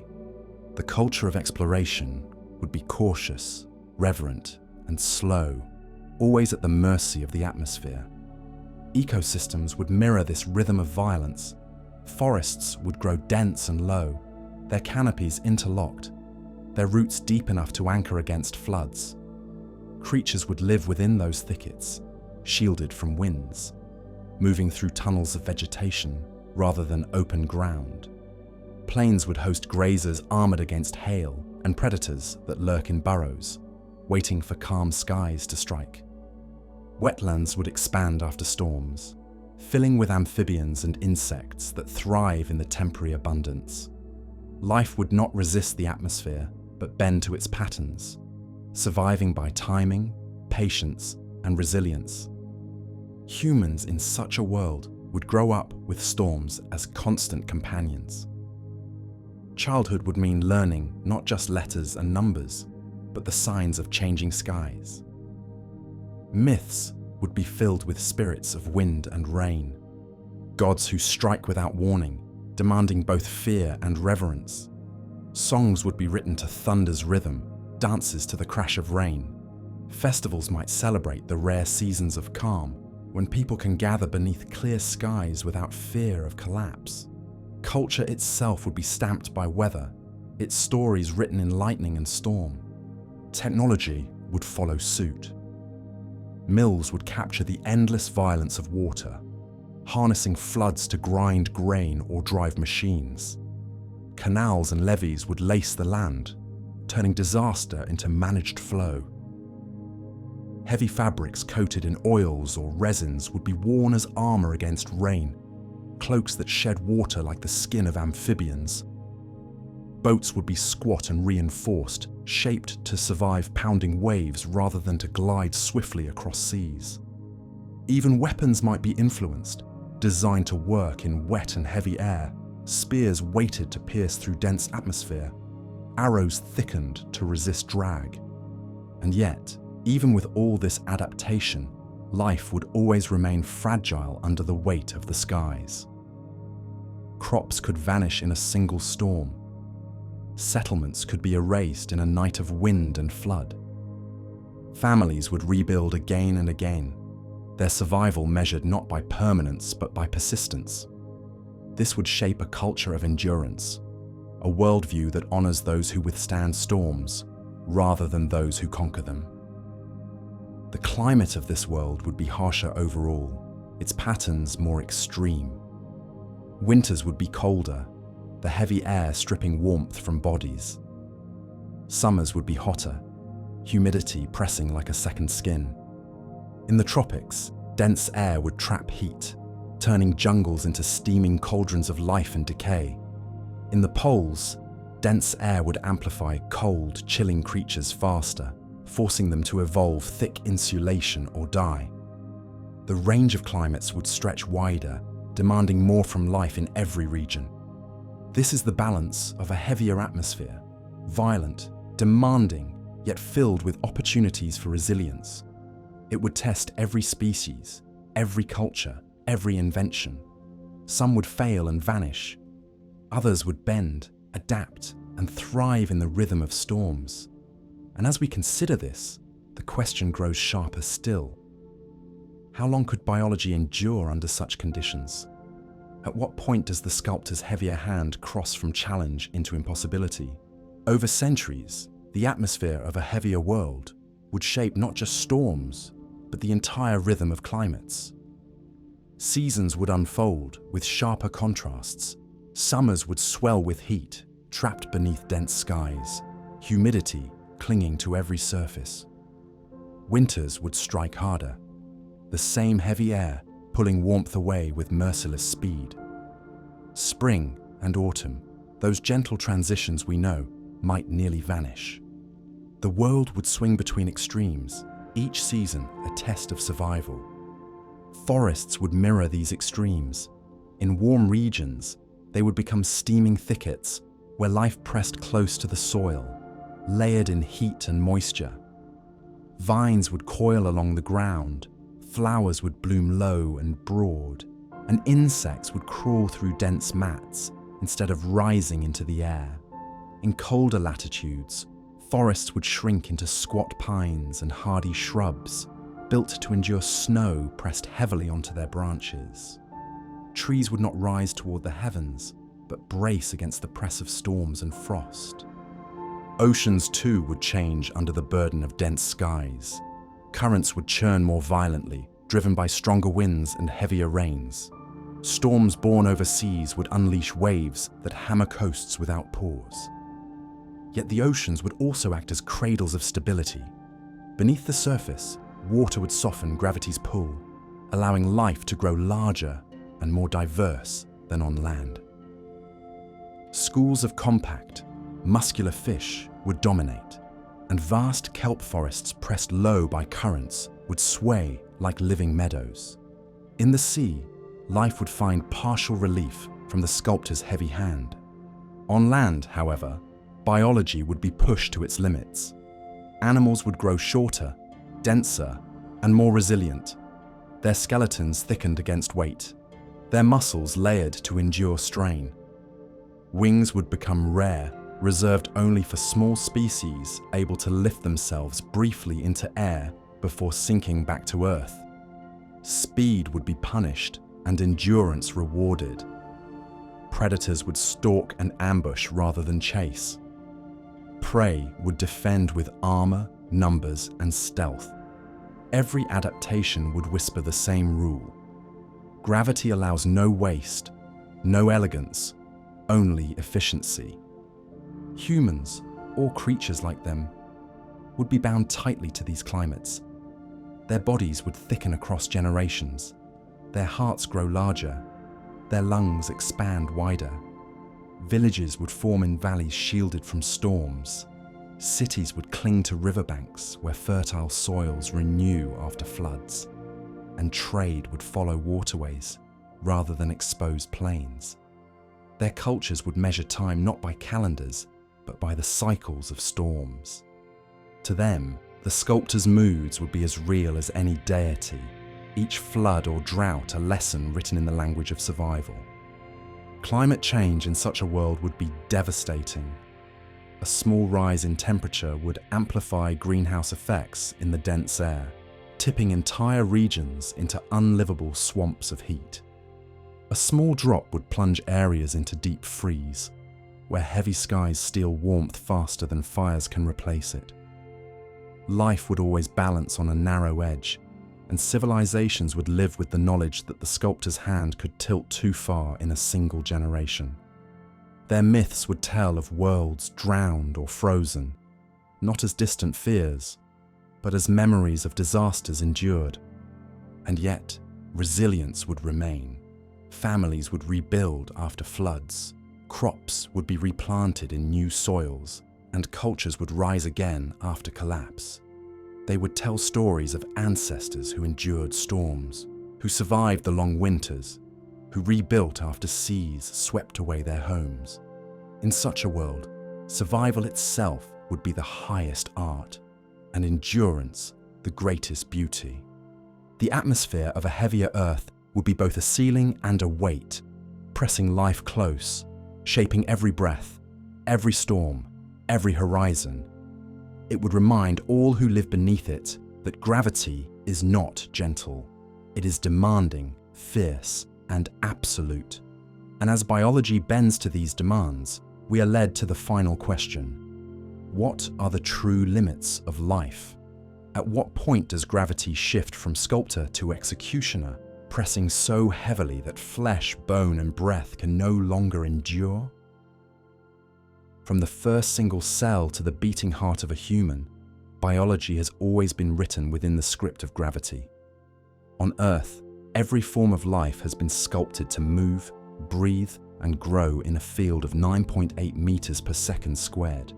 If that number were higher, every system of the body would be tested. Muscles, bones, blood, and breath would all face pressures they were never designed to endure. The most immediate burden would fall on the skeleton. Bones support the body, distributing weight through a lattice of calcium and collagen. Under stronger gravity, that weight multiplies. A step that feels light to us would feel like a march with a heavy pack. Bones would need to thicken, joints broaden, and spines shorten to resist constant strain. Even so, fractures would be more common, especially in falls, where the increased force of impact would crush delicate structures.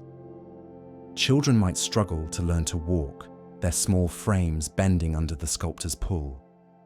Muscles, too, would strain. Every motion would demand more energy, every gesture an act of labor. Over time, muscles would grow denser and stronger, but at a cost. Calories would be consumed more quickly, bodies needing more food to sustain even simple activity. Endurance would shorten. Sports and play, which on our Earth rely on speed and leaps, would be reduced to contests of strength and persistence. A run across a field might feel like dragging chains, each stride resisted by invisible weight. The heart would bear one of the heaviest loads. It already works tirelessly, pumping blood upward against gravity to reach the brain. In a heavier world, that task would be magnified.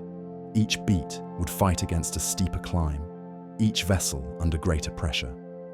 Hearts would enlarge to cope, their walls thickening, but failure would remain common. Strokes, fainting, and sudden collapse would become part of daily life for those not adapted across generations. In such a world, natural selection would favor individuals with stronger circulation until the very shape of the human body changed to survive. Breathing would not escape the sculptor's grasp. Lungs expand against the pressure of air, and in denser atmosphere, they would labor with each breath. Inhales would be shallow but powerful, ribs straining to pull air in. Over time, lungs would evolve broader, flatter shapes, with thicker tissues to resist the stress. The act of running or lifting would leave creatures gasping more quickly, not for lack of oxygen, but from the energy cost of pulling it in. Speech itself might change, voices shorter and deeper, shaped by the effort of pushing sound through heavy air.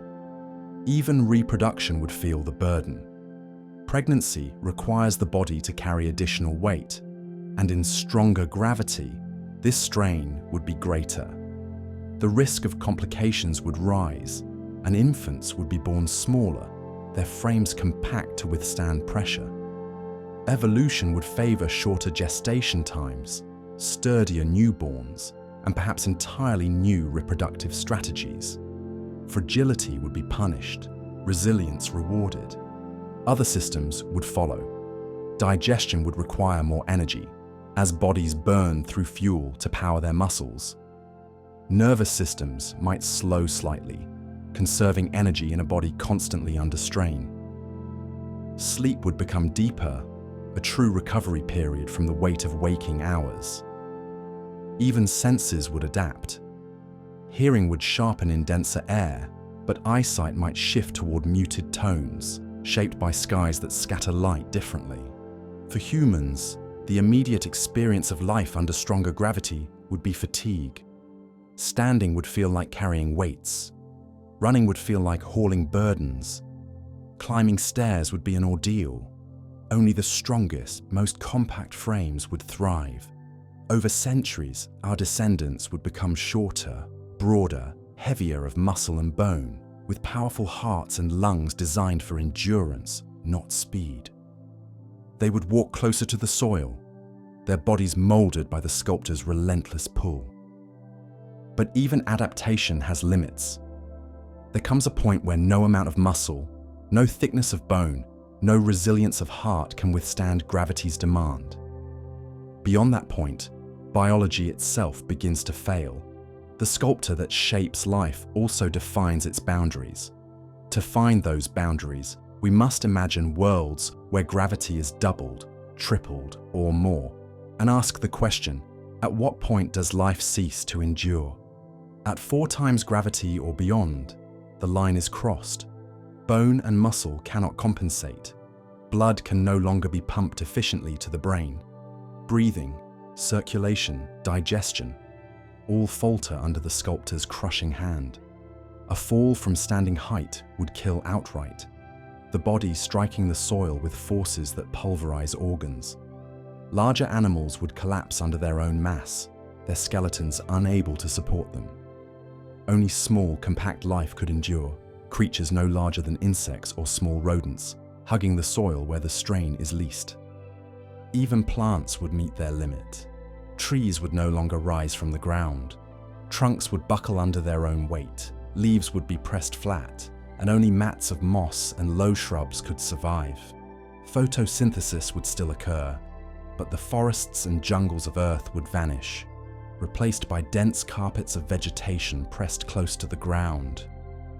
The landscapes would seem barren to human eyes, though life would still persist in miniature, crouched against gravity's demand. Beyond 5 times Earth's pull, the sculptor allows almost nothing to remain. At such intensities, even cells struggle. Internal structures buckle under pressure, membranes tear, and division becomes unreliable. Evolution itself would be stunted, unable to experiment with complex forms. Life may still exist, but it would be simple, microbial, clinging to niches in water where buoyancy offsets the crushing force. Oceans might harbor such survivors, but the land would remain empty, unable to support the complex web of life we take for granted. This reveals a truth both sobering and profound. Gravity is not merely a backdrop, but the measure of possibility. At 9.8, it allows soaring birds, leaping deer, and fragile humans. At double, it narrows survival to the strongest. At triple, it erases nearly all large forms. At 4 and 5 times, it reduces life to moss and microbes. Beyond that, even the simplest structures falter, and the sculptor's hand closes the book of biology entirely. For humans, the lesson is clear. Our survival is not universal, but conditional, bound to the balance of our world. Our hearts beat, our lungs fill, our bones hold, only because gravity allows them. Shift that number, and the very possibility of our existence dissolves. To imagine living elsewhere, on planets heavier than Earth, is to imagine not only new landscapes, but new bodies, or new technologies to bear the burden that biology cannot. And so, the story of limits becomes the story of possibility. For while a heavier Earth might crush us, it also teaches that life bends where it can, adapts until it cannot, and then yields. Gravity is the sculptor, but it is also the gatekeeper, deciding not only what life may be, but whether it may be at all. When we gaze into the night sky, we see not just stars, but thousands of worlds orbiting them. In recent decades, astronomers have discovered that planets are as common as grains of sand. Many of these exoplanets, circling distant suns, are larger and heavier than Earth. Some are giants of gas, swollen with hydrogen, but others are rocky, massive, and dense, their gravity many times stronger than what we know. These are the parallel worlds, where biology must face the sculptor's heavier hand from the very beginning. Astronomers find these planets through delicate methods. One is the transit technique, watching as a planet crosses its star, dimming its light by a fraction. Another is radial velocity, measuring the wobble of a star tugged by an orbiting world. From these subtle signals, we can infer mass, size, and density. When the numbers suggest a rocky world larger than Earth, we know its surface gravity would be stronger. Some of these planets pull with twice our strength, others with 3 times, perhaps even more. They are real laboratories of possibility, waiting beyond the reach of our rockets. On such worlds, oceans would be pressed deeper, their surfaces whipped by storms in denser skies.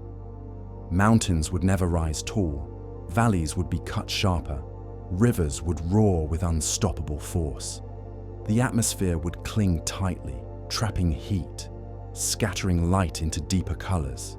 Skies would be dim and heavy, clouds looming low, rain striking like hammer blows. To walk there would be to feel one's body crushed into the soil, every breath a labor, every step a battle. Could life exist in such places? The answer is yes, but not in the shapes familiar to us.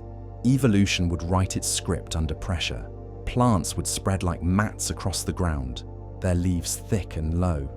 Animals would be stocky, armored, crawling close to the soil.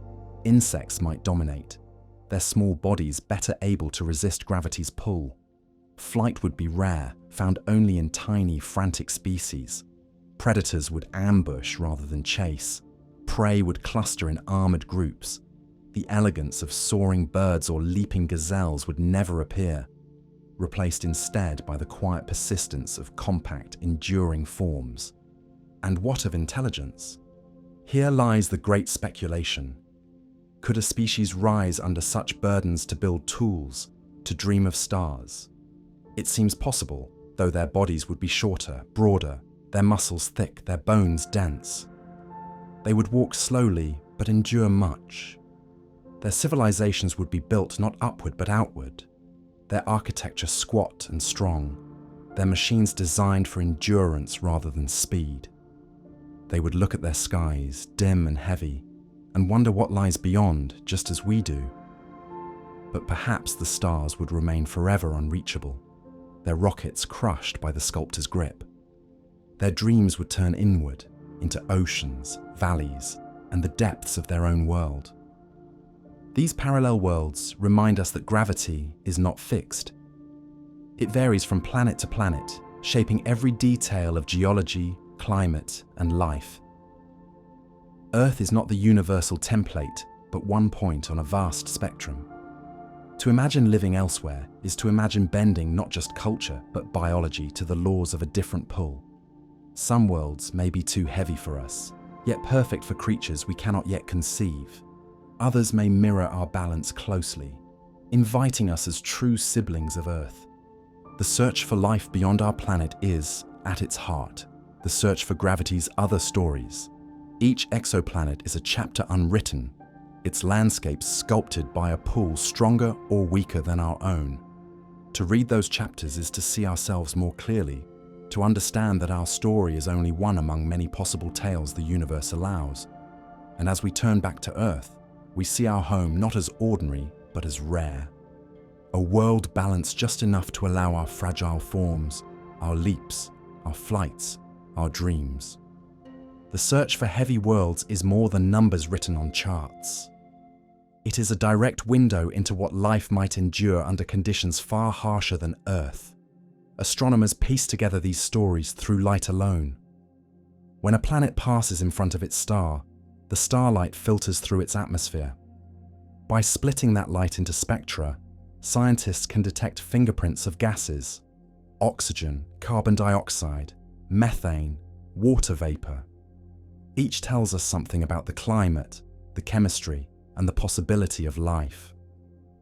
On a stronger gravity world, those gases would be pressed tightly together, their signals harder to detect, but still there, waiting in the starlight for us to read. Consider a rocky super-Earth, perhaps 2 or 3 times Earth's mass, circling in the habitable zone of a star. At its surface, gravity would pin oceans deeper and skies heavier. Yet life might flourish in the seas, where buoyancy balances weight. Complex creatures could drift, crawl, or swim, shielded from crushing skies above. Intelligence might even emerge here, shaped not on land, but underwater, communicating through pulses of sound in the dense oceans, building tools from stone, coral, or bioluminescence. Civilizations of the sea are difficult for us to imagine, yet on heavy worlds, they may be the only path intelligence can take. And what of land dwellers? Could beings ever rise upright under such burdens? Perhaps, but their forms would not resemble ours. They would be broad of chest, thick of limb, with bodies that hug the soil. Their societies might cluster near rivers or coasts, where resources are concentrated. Their buildings would be low, layered, braced against storms. Their technology would be focused not on flight or space, but on endurance, agriculture, and shelter. They might never see the stars as reachable, but still, they could tell stories of them, myths written into constellations. For intelligence does not require the sky, it requires only curiosity and persistence. Some exoplanets are even more extreme. Astronomers have found giants with surface gravity 10 times greater than Earth, places where mountains cannot stand, where even oceans are crushed into stillness, where atmospheres are so dense they press like oceans themselves. It is doubtful life could endure on such worlds, at least not in complex forms. But the fact that they exist reminds us of the spectrum of possibility. Between Earth and impossibility lies a wide band where life could take strange and astonishing forms. For us, these discoveries carry both promise and humility. Promise, because they suggest that life may not be unique, that biology finds a way under many weights, in many climates, across many skies. Humility, because they remind us how narrow our own balance is. Our bodies, our civilizations, our dreams exist only because Earth's gravity sits within a window that allows us. Shift it upward, and we collapse. Shift it downward, and we drift. We are not universal beings, but children of one specific pull. The question then lingers, could we ever stand on such heavy worlds? Perhaps with technology that reinforces our bodies, with exoskeletons and artificial hearts, with machines that bear the burden, biology cannot. But to live there naturally, to thrive as natives do, would require generations of change. Our descendants would grow shorter, thicker, denser, until they no longer resembled us at all. They would become true children of gravity, sculpted into new shapes by the silent hand. As we turn back from these visions of parallel worlds, one truth shines brighter. Earth is not ordinary. Its exact balance of mass and pull allows mountains to rise, oceans to circulate, birds to fly, and humans to stand upright. If gravity were much stronger, none of this would exist. The stars remind us of this with every discovery. Among the infinite possibilities of planets, we live on one of the rare few where life can stand tall, leap, and dream of the sky. Gravity is so familiar that we rarely stop to think of it. It holds oceans to the basins of the Earth, binds air around the planet, and keeps our bodies tethered to the soil. Yet its value, 9.8 meters per second squared, is not inevitable. It is one point in a vast spectrum, a narrow balance that permits the kind of life and civilization we know. If Earth's pull were stronger, we have seen how mountains would crumble, rivers would roar, storms would crush, and biology would bend or break. If it were weaker, the opposite would unfold: thin skies, shallow seas, and bodies built for leaping rather than enduring. That delicate midpoint is what makes Earth possible. Mountains exist because Earth's gravity allows rock to pile high before erosion wins. Birds exist because wings can lift bodies against this pull. Even our ability to stand upright, to walk on two legs, and free our hands depends on a gravity strong enough to hold us but weak enough to permit balance. Change the number, and every detail of life changes with it. In this way, gravity is not background, but foundation, the stage upon which the story of Earth is written. Our civilization has grown inside this balance. We learned to build tools, to raise towers, to launch rockets, all in a world where weight is predictable and survivable. Had gravity been stronger, the effort to farm, to build, to move would have consumed our energy. Had it been weaker, we might never have evolved compact enough bodies to protect our skeletons, or dense enough atmospheres to breathe and burn fire. The inventions we take for granted, from wheel to plow to ship to plane, are all possible only because of the exact pull beneath our feet. Even culture has been shaped by this balance. Myths of flight, stories of mountains, the dream of reaching the stars, all are born from a world where these things can exist. In a heavier world, myths would be of storms and endurance. In a lighter one, perhaps they would be of drifting skies and vanishing soil. Our songs, our dances, even our architecture are shaped by the sculptor, quietly but completely. To see this is to understand how fragile our world truly is. The value of Earth's gravity is not a universal constant, but a local fact of our planet's mass and size. It could have been different.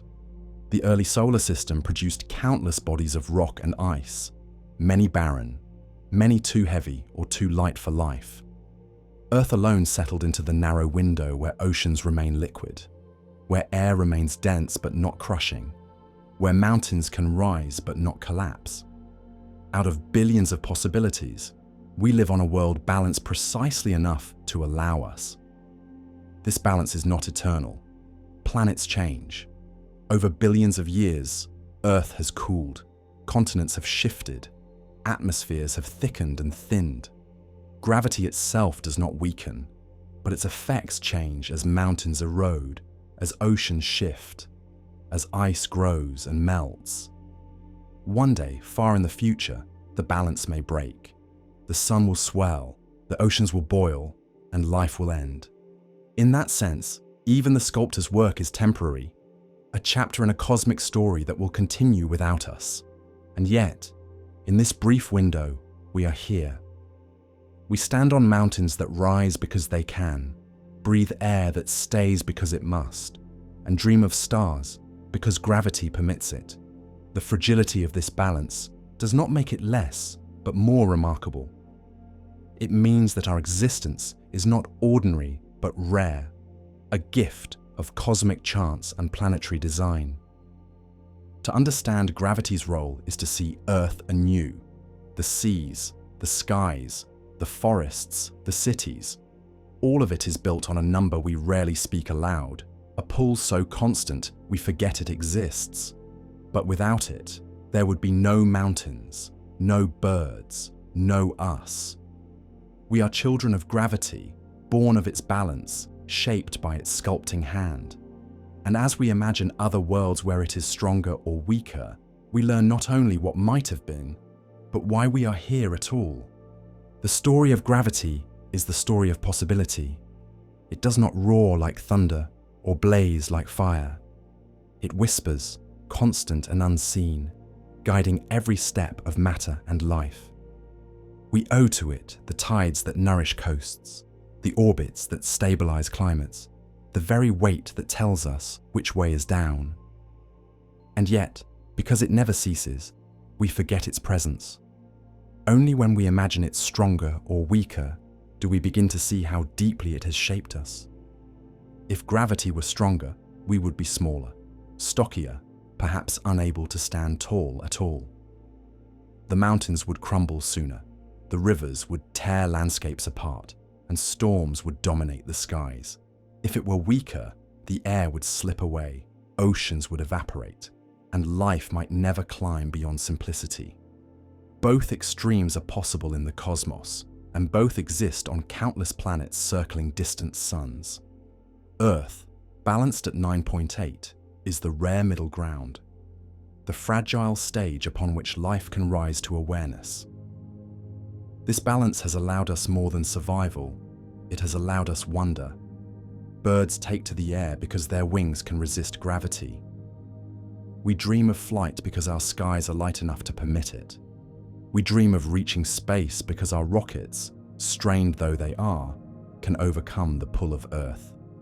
Our myths of ascent, our towers, our exploration of the heavens, all of these are gifts not of culture alone, but of the number written into the pull of the earth beneath our feet.